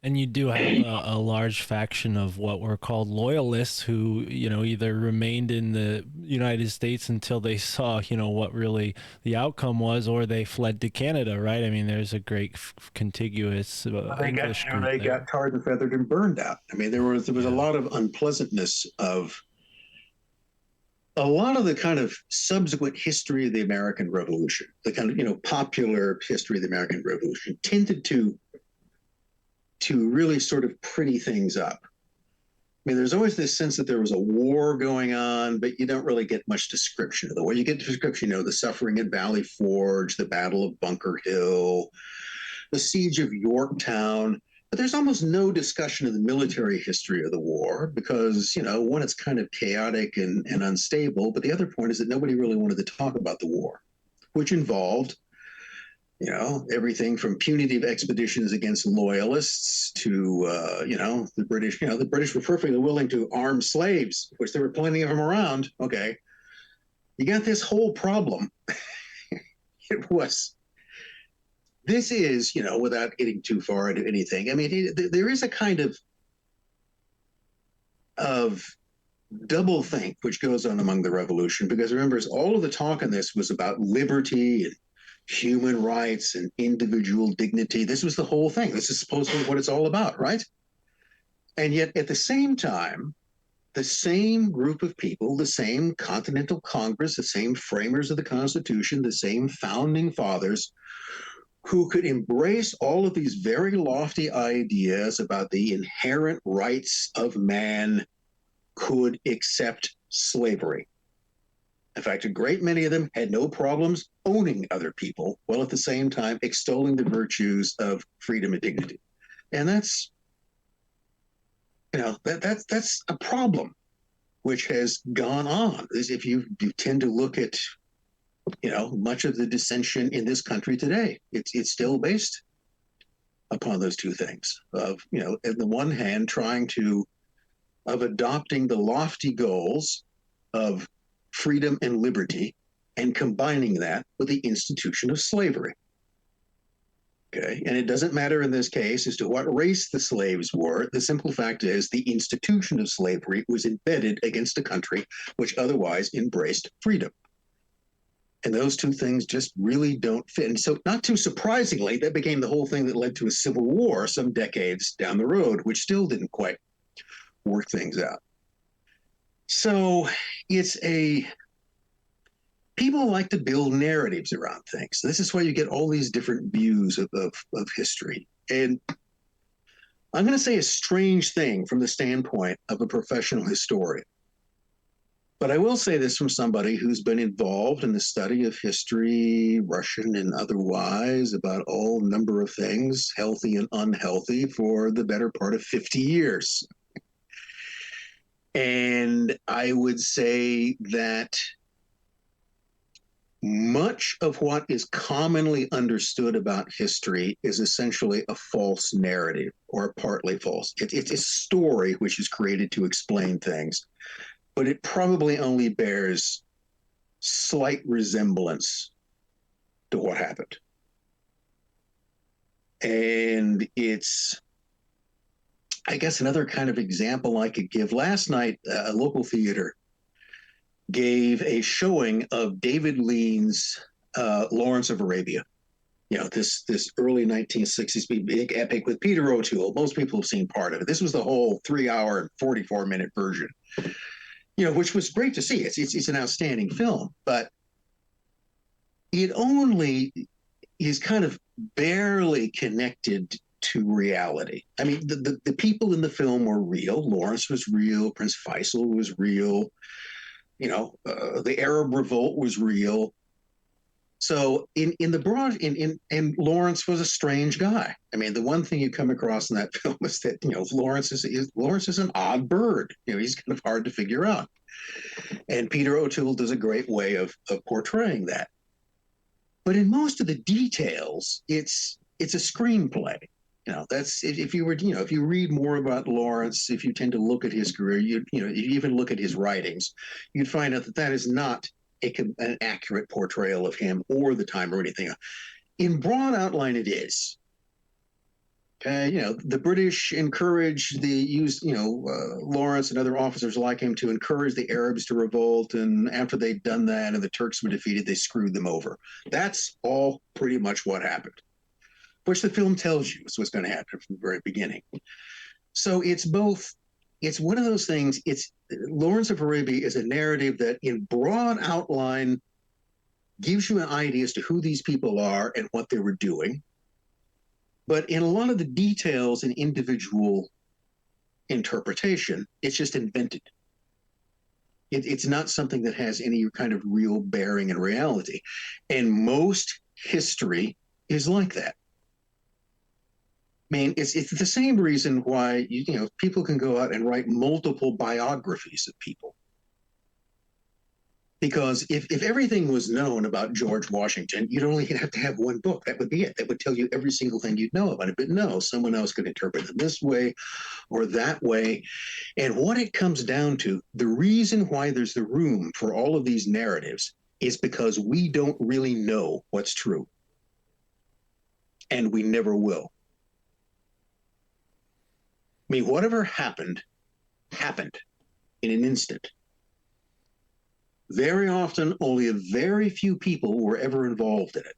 And they would usually have reasons to interpret what happened from their own individual perspectives. I mean, after all, what evidence is less reliable than eyewitness testimony? Two people in the same place at the same time, they don't see the same thing. Now, is it as simple that one is telling the truth and the other one is lying? Maybe. Or it could be that they both completely believe that whatever it was their perceptions of what happened were true. I mean, that's what their brain seems to record. To them, that's real. To the other person, that's real. Right. For me, And that's actually fairly easy to explain, to keep in mind that even if you and I are in the same place at the same time, we're not looking in exactly the same direction. Right.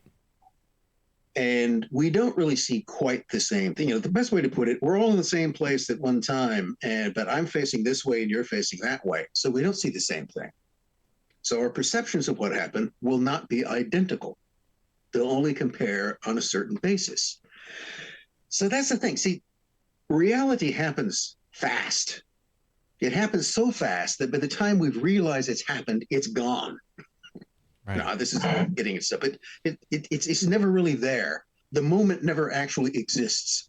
It's either up to the moment or it's after or it's the consequence of the moment. And when we barely recognize it when it's happened. And that's all that history is. It's this constant series of moments that are never really there and are only briefly recorded by anybody in a kind of nanosecond of very individualized, very subjective experience. And then what we try to do is we try to collect all of this type of thing and put it together and come up with some sort of picture of what actually happened. And you'll never get the actual picture of what happened. We'll never know. So there always is this room for interpretation. There's always room for adding something else because you never have everything. And as frustrating as that can be, to basically say that you're never going to get the complete story, you're probably never going to get the true story about everything, that to me is what makes it interesting, because it becomes this constant, eternal quest for that. You may not know everything, but you can always know more. If you arrange the pieces in a slightly different way, you're going to get a slightly different picture. And maybe that one seems a little clearer than the other one does. Or, of course, maybe it just seems clear because that's the one you prefer. See, that's the other problem. Objectivity. Okay, there's this whole idea that we are to, in exploring something, especially in history, you're to be objective about it, which means you're not supposed to have a point of view of your own. All you're doing is investigating. All you're doing is trying to collect details, facts, and you're trying to assemble them together into a story that seems to account for all of those facts and which seems to make some kind of logical sense. And you're supposed to do that dispassionately. And in some cases you can, but let's face it, the only thing you can really do that dispassionately is something you have no real interest in. The minute you take an interest in something, you begin to develop a point of view about it. So let's go back to Boris Savinkov. I initially thought he was just an interesting guy because he's this kind of blank. So I wanted to know more about him. And there was a kind of transition as I was writing that book, as I was collecting all of this material, and as I was putting, I was taking this person's life and I was putting it together in a narrative. Okay, so keep in mind, that book is a story that I assembled about this person's life from the material that I collected. So initially, I thought that he was interesting. I even thought that, maybe he was kind of vaguely heroic because he seemed to be kind of interesting. But then the more you begin to know about him, the more I began to realize that Savinkov, in some ways, was just kind of a megalomaniac and an asshole. All right, he's and you could then see all the faults would come through, and so somewhere by the middle section of the book, I'd gone from a kind of early quasi-hero worship to thoroughly disliking him, and just this is not a good person at all. But then, by the time I got to the end of it, I'd reached a point of a kind of sympathy. Not really viewing him as heroic nor as villainous, but just as, what else? As a flawed human being. A man who had all kinds of ideas and ambitions that he never really quite lived up to. someone who could justify doing all kinds of disreputable and dishonest things if he thought it served his own particular selfish interests, which made him distinct from who. And so in the end of it, I thought, this was a guy that, the way that he ends his life is that having spent years as this, center of anti-Bolshevik intrigues, what does he do in 1924 with Sidney Reilly's encouragement and help, by the way? He surrenders to the Bolsheviks. He goes to Moscow. He gives himself up, and he goes on trial and spills his guts about all of his connections, about all the foreign governments he had dealt with, all of the French and British money he had taken, all of the other Russians involved in the opposition who had been part of it. He turned, and that really was the thing. That meant that everyone in the Russian anti-communist opposition hated him after that because he turned on them. And he did. And what did he get out of that? He got a death sentence, which certainly under Soviet law deserved. I mean, there wasn't any doubt about that. But they suspended his death sentence, and he thought he was going to spend a few years in prison, and then he would get out and he would go to work for the communists. And then some months later, he probably not accidentally fell out of his prison cell window. After he served his purpose, he was whacked. I mean, I think it's pretty clear that he was killed. Yeah. But it comes into all kinds of, but that's, but it's one of those things where I don't completely leave out the possibility that he simply killed himself. Because there was one person who I think who knew him pretty well, and it's always stuck with me. He goes that, Savinkov essentially ended his life because it became unbearably dishonorable. He just couldn't figure, this was a person who believed that he couldn't figure out how to live with himself anymore. And I'm not sure, even if I don't think that he jumped out of the window, which I really don't think he did, I think that he knew when he went back and gave himself up that it was a kind of suicide. I don't think at that point he believed that because he didn't know whether they were going to shoot him right away or not. But it was a way of sort of, ending his life on some terms that were maybe acceptable to him. But I think you can go through this whole sort of thing. To me, Sidney Reilly is still a kind of enigma. I've never been able to get a clear read on him. He's very, very guarded. A person whose real personality is completely occulted from everybody around him. Crowley, on the other hand, I think is more kind of open book. Crowley, again, is a kind of brilliant asshole. He was a guy with, I think, real spiritual ambition. I mean, here's the question about Crowley. Well, I know we're going back to him again. Is whether Crowley's occultism was just, it was, I don't know. Simply put, it was just some sort of weird bullshit he did to get chicks. Okay, was that it? All right, or to get attention? Was it just something that? Was it his gimmick? Was it a con? That's part of what it is. Was it just a con? All of this stuff, a con. On a certain level, I think it was, but not entirely. I think it was about Crowley that somebody said that, well, I think he's mostly a fake, but not totally a fake. I think he even felt that way about himself at some point. I don't think he knew how much was real and how much was it. You can see this in his writings, where at certain times he'll go on like, I don't know why the secret chiefs did this to me. And what happened to him, I would argue, and people go, this is just my view, is that early on, maybe it was in 1904, maybe it was at various times, he had what we call a spiritual experience. Something otherworldly, something that was otherwise unexplainable, reached out and touched him.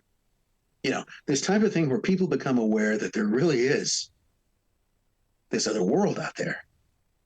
There are more things in heaven and earth than I dreamed of existing before. But the thing about those is that they come and they mess with you and then they go away.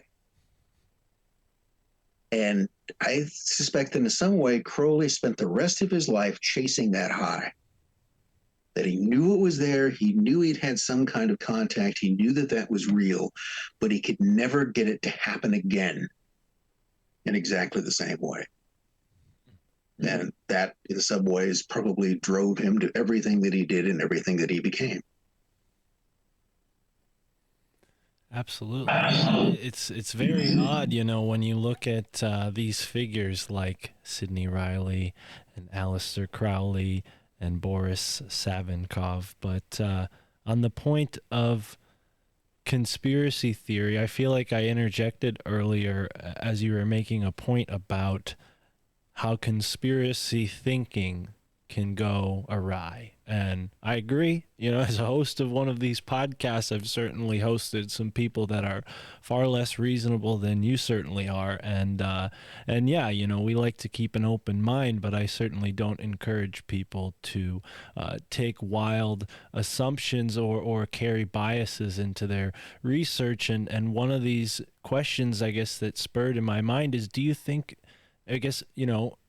forensic research of this sort of thing is even possible? I mean, the nature of secret societies implies, leaving little to no trace, especially when you consider some of the espionage and parapolitical aspects. I mean, with a group like Skull and Bones, through Anthony Sutton, they were able to get a lot of the names of people who were a part of it for many generations, but still to trace back, where they, origin from is difficult. And I wonder if you think it's even worth venturing to do, because, to that point, like, you look into that fog and you almost risk seeing into it what you want to see rather than what's there, because it's so murky, as you've said. And I really take what you said to heart. I mean, I should, as a historian, you definitely have the pedigree to say such a thing. And the way you describe history is as this sort of murky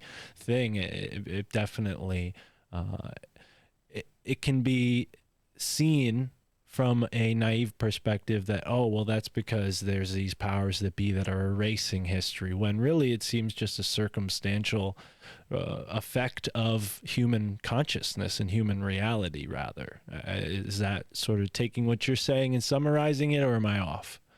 Well, I think trying to understand with perfect clarity anything that happened in the past, the remote past being much more difficult than the recent, is virtually impossible, because you can never be sure that you're entirely right. You can only come up with a kind of plausible explanation. You ought ideally to develop that theory from a position of complete objectivity, but the point is you're not completely objective. If you're interested in the topic, you're no longer objective, and you're going to, there's going to be something you're going to prefer. What you have to do is acknowledge that. Okay, you have to be, one of the best things, advice I can give, is that don't believe your own bullshit.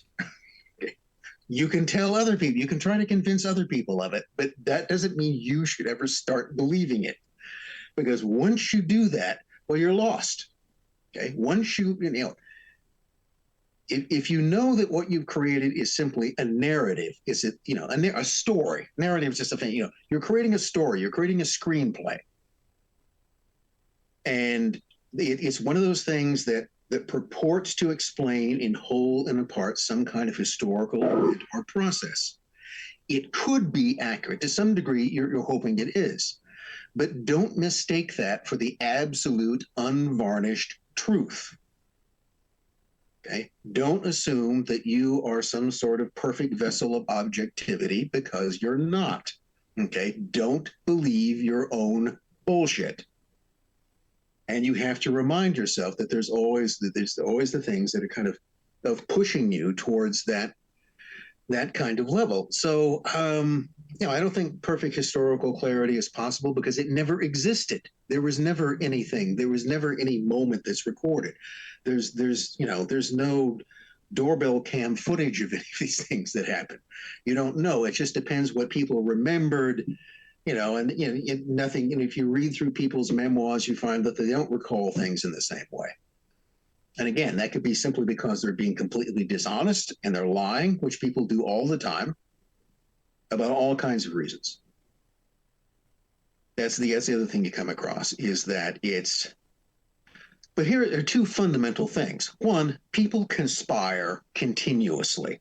That's basically the way human interaction. Well, by conspiring, I mean, it comes down to the definition of conspiracy. I'll give you mine before. A conspiracy is two or more people working in secret to bring about a certain end. Notice that I don't include bringing about a criminal end or something which is illegal. It doesn't have to be. We commonly think of it that way, but it's simply two or more people. One person cannot conspire, but it's two or more people working in secret to bring about a certain end. Now, once you begin to understand conspiracy in that context, you will begin to notice that almost all decision-making is to some degree conspiratorial. So I sometimes ask people this. I go, look, you had a sort of group of friends, people who go around and do things together. Did anybody in your group ever say at some point, like, hey, I don't know, let's go to the movie or something like that, but let's not tell Bob. Bob gets drunk and, makes an ass out of himself. So let's go do this, but let's not tell Bob. Let's leave him out of it. Well, what you're doing at the low end of the speed spectrum of conspiracy is you just conspired against Bob. He'll never know that all of you went there without him, or even necessarily why you decided that. He's your friend, but you think he's an asshole that tends to drink too much, and you didn't want to bring him along. So you conspired together to bring about a certain end in which Bob would not be there. Now you just translate that into everything that people do with each other. And it's, the deals that somebody makes. So, again, we got this committee that can't reach a decision. Well, maybe a couple of people get together, 3 of them out of that committee of 16, and they meet separately and go, look, we got to work out some kind of a deal here. So we won't talk to the other 13 who are involved, but we'll just kind of work it out among ourselves and then sell it to them. Well, you're conspiring, okay? You're working together in secret, not openly, to bring about a certain end. So that's really conspiracy. It's just the way that people work. It's the way the world actually is. It's all the backroom deals that have ever been made by all of the politicians in the beginning of time. And that's the real world. Except you never know exactly what was decided. You only see the results of that. And the other thing that compounds this further is the human capacity not simply to be mistaken, but to deliberately lie about things. Now, we all like to think of ourselves as being truthful, and for the most part, we are. But to be perfectly honest, if you ask me, and I will give details, have I ever told a lie knowingly? Yeah. Yes, I have. And why would I do that? Keep myself from getting into trouble. There you go. All right.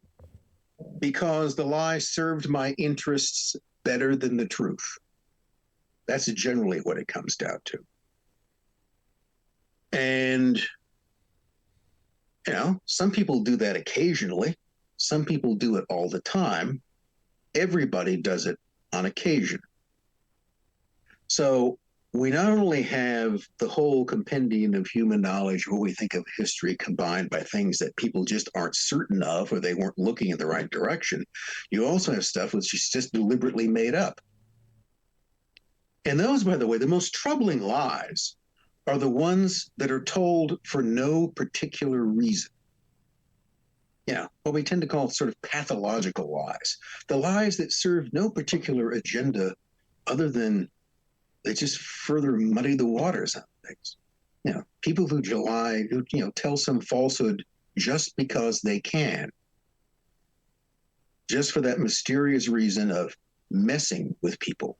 Well, and on that note, when it comes to people in the position that I might find myself in, or you find yourself in when you're researching for one of your many books you've written or articles or classes you've taught, do we run the risk of if we're not careful, adding energy to a lie, let's say, about, in conspiracy theories, there's plenty of theories that are very tantalizing that have no evidence, but they seem to manifest themselves over time. I mean, there's a lot of talk about this in the Fortean community of, certain entities being actually a creation of human imagination in a sort of observer effect sort of notion. Egregore idea. Yeah. And I wonder if you think that this is employed by maybe groups like the Discordians to sort of sow conspiracy thinking into culture for a certain purpose. I mean, there's a lot of talk about certain groups that, you mentioned Bob, which I think is funny because there's the whole Church of Bob, and there's a number of others. Yeah, the Church of Subgenius, that's there. And I've interviewed Ivan Stang, one of the founders of that, and he's quite a character, and he's not afraid to come on the podcast and just tell us a whole load of bullshit, and that's exactly what happened. So, well, it's when I first encountered it, probably like in the 80s or something, I encountered the Church of the Subgenius. I couldn't tell whether this was, are these serious? I mean, are these, I mean, not that this is real, but are they serious or is this a joke? And, yeah, I guess we could say mostly a joke, but at some point it becomes, it's the old saying is that if you play a role long enough, the role begins to play you. You become something that if you begin to assume and think about something in a certain way, it's a kind of really sort of spooky question that lurks behind much of what you were talking about. And I think in these things is to what degree humans actually have the ability individually and collectively to shape their own reality. It's this manifesting thing, right? You hear this all the time. Manifest prosperity, manifest success. Well, this is all magic. Okay, Crowley would recognize it as magic. Anybody would. Crowley's definition of magic, his name with a K, as opposed to making rabbits come out of a hat, was that it was the sign. I'm going to paraphrase this. I may not get it right, but I'll forget it as close as I can. It's the art and science of causing change to occur in conformity with will. And that, to me, means the use of will, the use of some sort of focused intention in order to shape reality, in order to bend reality in a certain way. Now, when you get down to things like if you start, dabbling in quantum physics, one of the things you find out is that reality that we take it really isn't there. It's, I don't know what it is, but I mean, physically, it's just not there. Because, everything we take as being solid reality is all composed of this stuff that at some level just ceases to have any kind of physical existence. Get below the subatomic level and there's no there. There's the potentiality of things. Eventually you seem to get down to this realm where it's just the infinite potential of existence, where anything that could exist exists in some kind of embryonic form, but it only becomes sort of congealed or focused into something that we think is physical reality. And remember, there are people who argue, rightly or wrongly, but I think is an interesting argument, that this has something to do with consciousness, that consciousness fixes reality. It's a kind of shared illusion in some way. Even Einstein said, that reality is a kind of illusion, but it's just an extremely persistent one.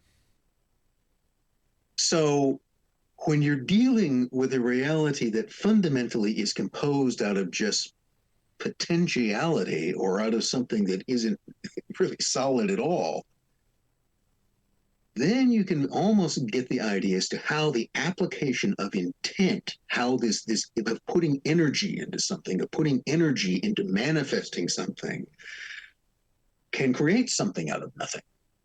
Because reality itself is literally something out of nothing. Right. There is no solid matter anywhere at a certain level, and yet it exists on some other level. And if that's simply a matter of perception, if you change perception, then are you changing? I know this gets this all kind of spooky stuff, and I'm not saying this because I believe it. I'm just saying it because I entertain the possibility that it might, maybe, kind of, sort of be true. There you go. Yeah, no, it's definitely interesting to consider this, and you have to wonder about another idea that seems to fit into what you just said, particularly about the human mind wanting to fit things into a narrative. This millenarism that has pervaded since, well, the Middle Ages. I'm sure it existed before that, but it seems to have blossomed in America, and now it has a iteration in this sort of evangelical churches who think that doomsday is on the horizon, Jehovah's Witnesses and all the others. But it seems that this idea is implemented within the fabric of America to a certain extent, and even the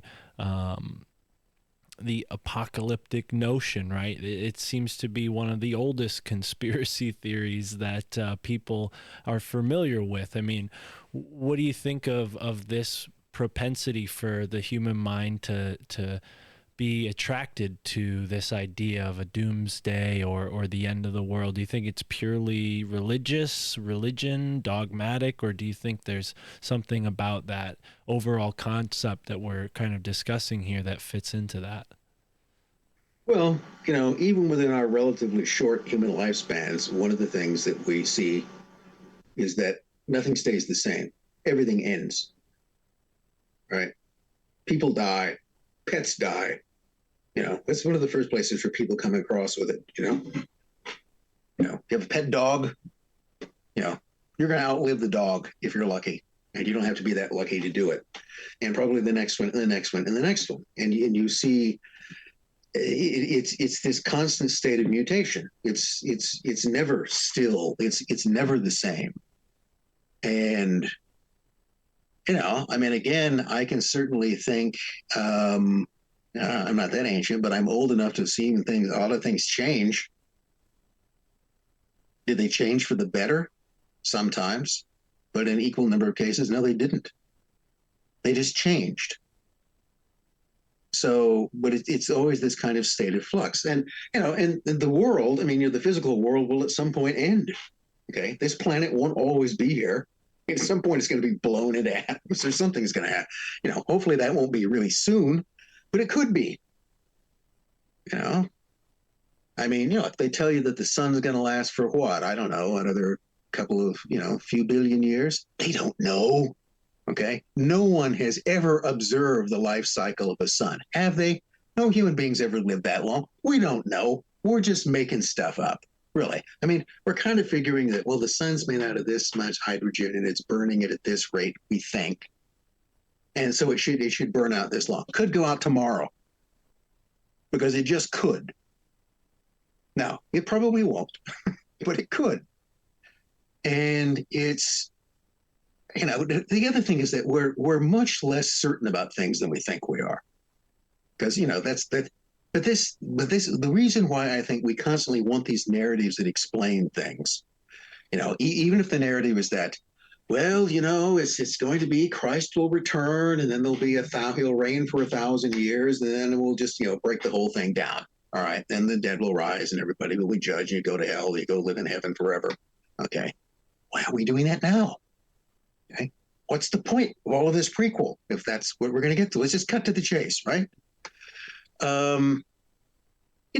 Most of it doesn't really make a whole lot of sense, but it gives you something to kind of look forward to, and it gives a kind of beginning and an end to it.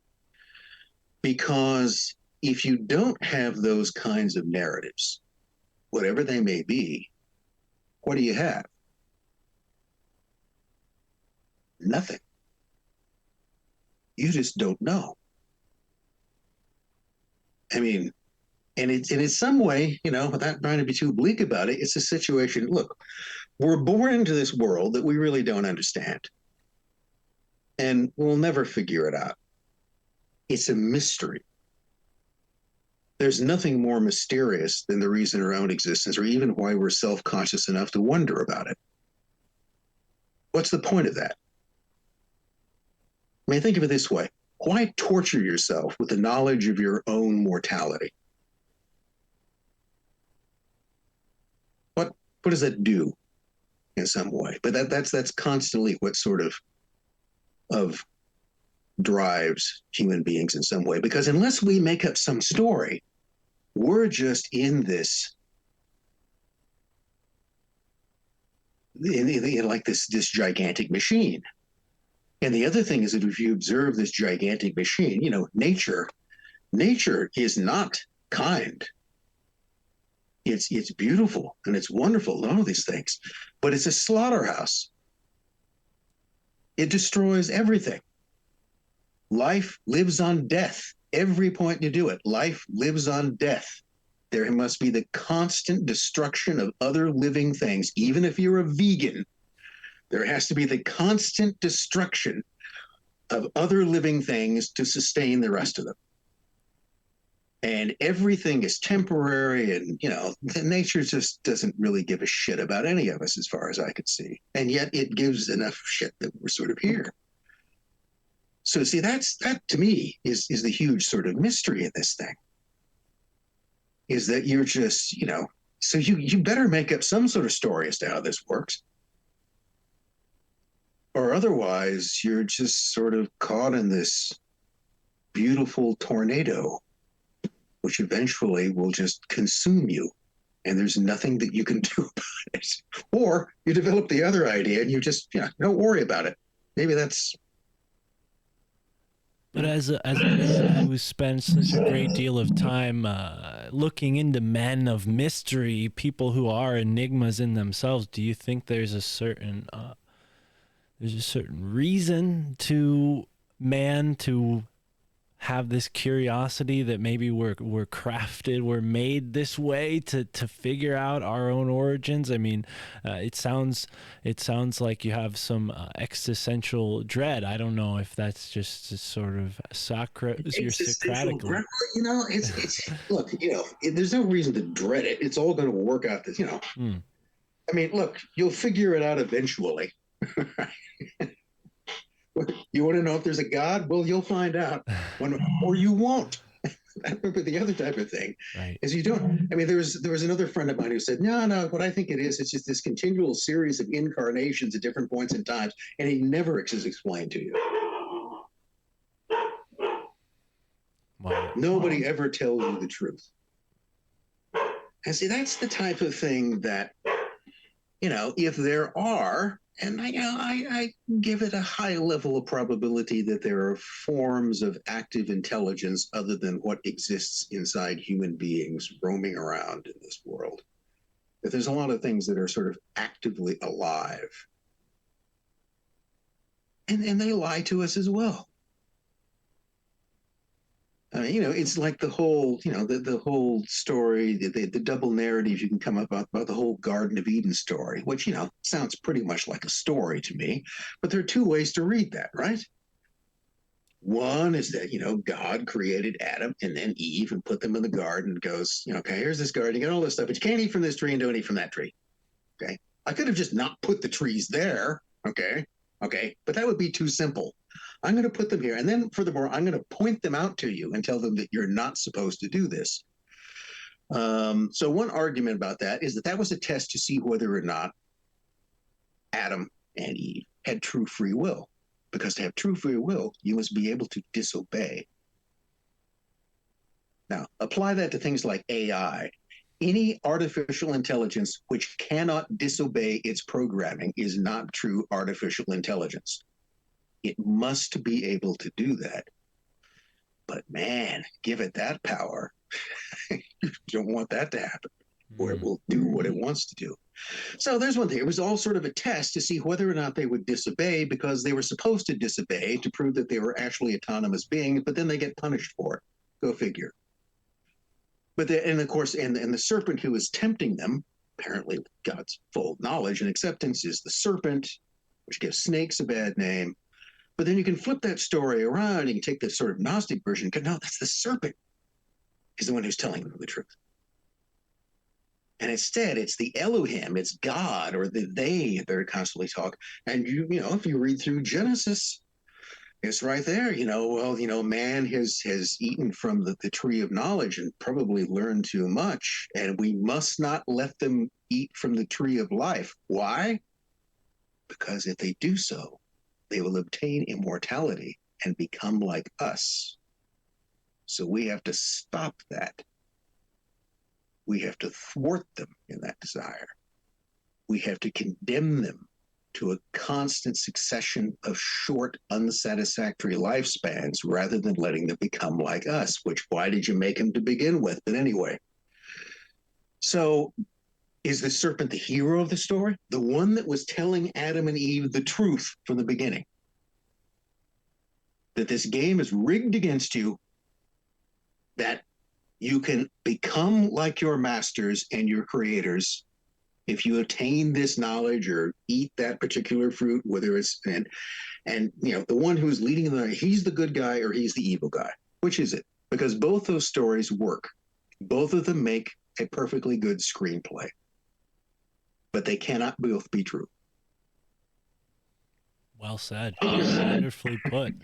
I agree. I think that's kind of the fun. I agree with your opinion that this is sort of the fun of unraveling these mysteries. And I've heard you talk about this on another show where you made the analogy of it being like a puzzle piece, but instead of having an image to work with and corner pieces to sort of frame it, the jigsaw puzzle that is history seems to be endless, and you never quite figure out where it meets you or where it ends. Forever, and you don't know what it's a picture of. Right. It keeps changing as it goes through. Furthermore, the puzzle pieces sometimes seem to change their shapes. It could be fit into different places. That's the other thing. It fits here, but it could also fit here.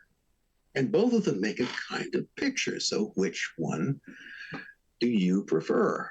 Right. But I mean, to me, this is it's just the basic reality that you can't change. So there's no reason to get pissed off about it or to spend too much time in existential dread, because I don't know what that's going to get you. Right.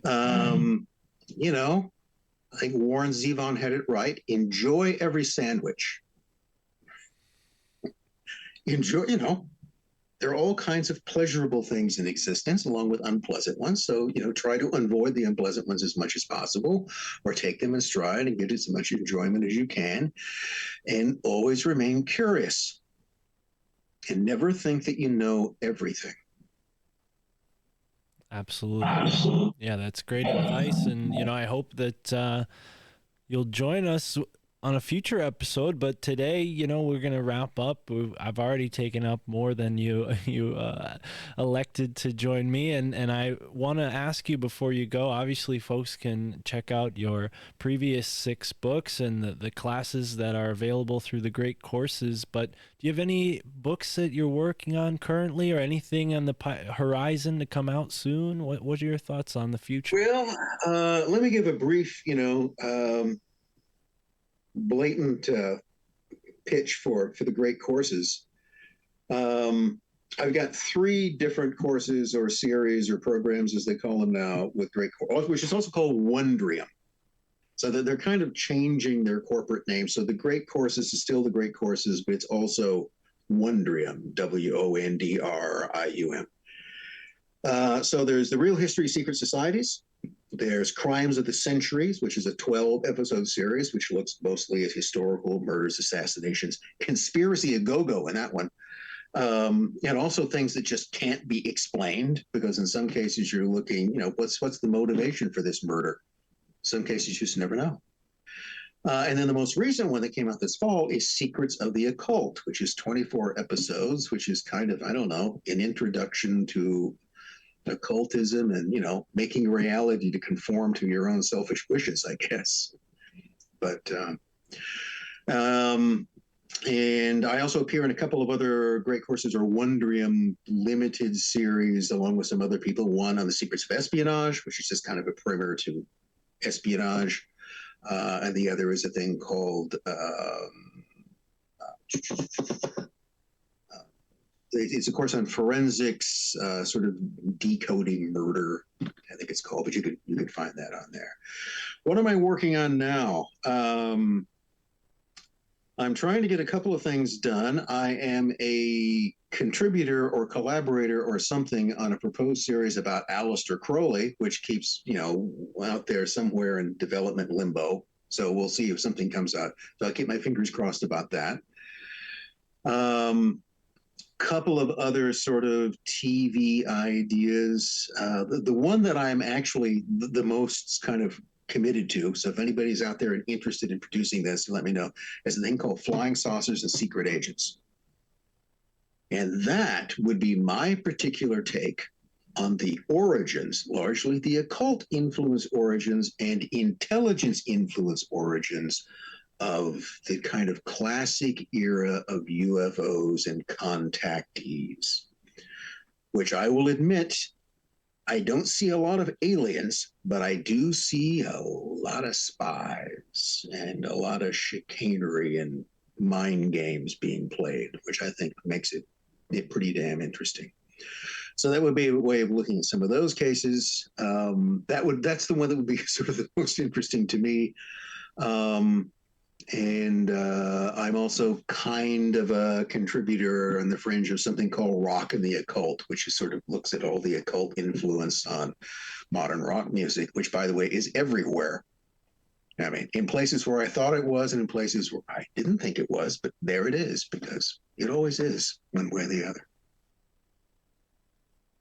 Yeah, absolutely. We've had conversations about that very recently. I talked to a guy, Chris Graves, about Nirvana and some of the strange things that went on in Kurt Cobain's life, and Chris Knowles, who is a friend of the show, he has written a book all about the secret history of rock and roll and some of the symbolism shrouded in that. So I'm sure he'd love to find out about what's to come of that. And this has been so fantastic. I really want to thank you for joining me here and for your second time on the show. We covered...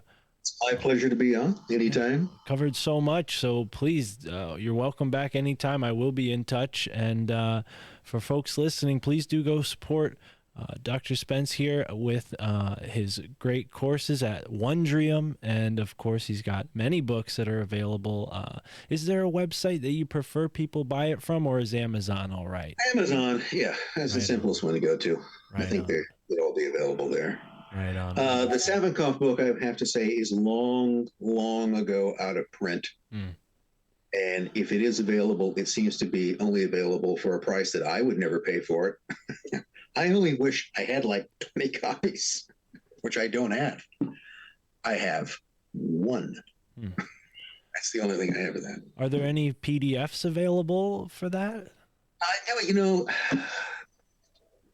No, and there aren't even the original technicals from the book. It was all done by by Columbia University Press, but by a small imprint of that called Eastern European Monographs. And I actually tried to get a hold of, the typeset version, and that seems to have just been long gone. Right. So the closest that I have is that I have the original typewritten manuscript. But that's as much as close as I can get to the original in that. But it is, it's one of those things that, it's funny to look at a book. I wrote that about 1990, and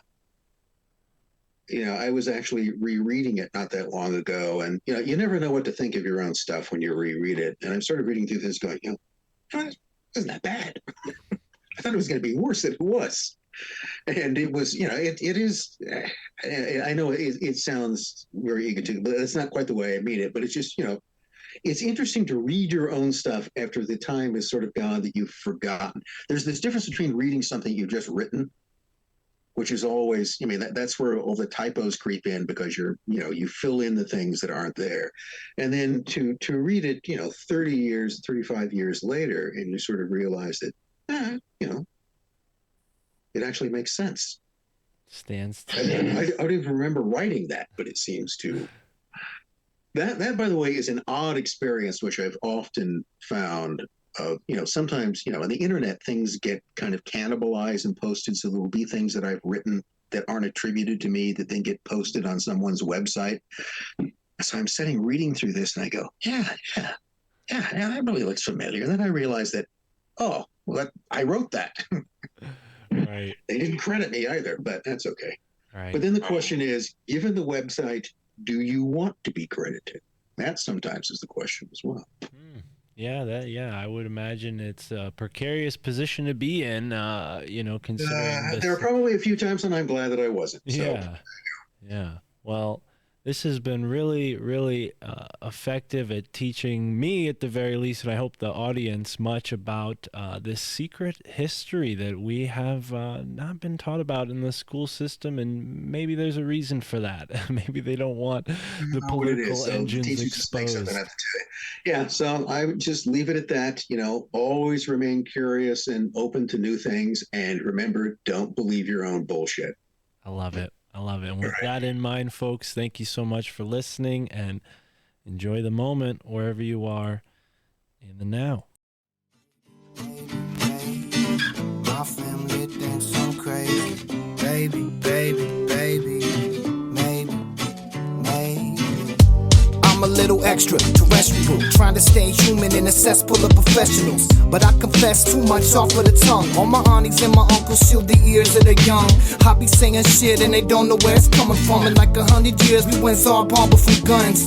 Check the facts, check the Fed, check the stars. Stanley Mines was murked for a water fuel cell car. They each their own, you can stick with your old ways, but eat the rich and drink the motherfucking Kool-Aid. And I can see the red on your lip stain. White skin, blue collar, pure American made. Fuck it. You can keep your blood-soaked heritage and run the soul off the moon-landed narrative.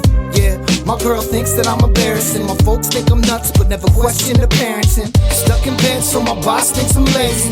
Connecting dots, but it's all kinda hazy. I'm on the internet, feeling like I'm Dick Tracy. My pap thinks I'm un-American and shady. Yeah, I'm feeling unhinged lately. Encounters of the fifth kind on the daily. You could tell me that the president's an alien, it wouldn't faze me. My family thinks I'm crazy. Baby. My family thinks I'm crazy. Baby. You might think that I'm off in the deep end. One too many Netflix docs on the weekends. But check the budget for our military defense. Tell me we ain't scared of something not within reason. Steel beams, another 1492. And 9/11 was the red, white, and blue. And you be lit off the floor riding, ain't got a clue. All your dreams just shit on a Rockefeller shoes. Don't believe a damn thing a politician ever said. Ain't one brick left to gold up in the Fed. They still got bricks of cocaine to make crack. Oxy's killing the working class, FDA's whack. Talking like this, got kin talking behind backs. Too much to unpack, so they talk smack. And I'm just trying to converse with my clan, but it ain't fam. So I'm here setting up camp. Stuck in bed, so my boss thinks I'm lazy. Connecting dots, but it's all kinda hazy. I'm on the internet, feeling like I'm Dick Tracy. My pap thinks I'm un-American and shady. Yeah, I'm feeling unhinged lately. Encounters of the fifth kind on the daily. You could tell me that the president's an alien, it wouldn't faze me. My family thinks I'm crazy. Baby. My family thinks I'm crazy. Maybe. Just maybe. Stuck in bed, so my boss thinks I'm lazy. Connecting dots, but it's all kinda hazy. I'm on the internet, feeling like I'm Dick Tracy. My pap thinks I'm un-American and shady. I'm feeling unhinged lately. Encounters of the fifth kind on the daily. You could tell me that the president's an alien, it wouldn't faze me. My family thinks I'm crazy. Yeah, I think one thing I've learned is you can't rule anything out. So, maybe I am.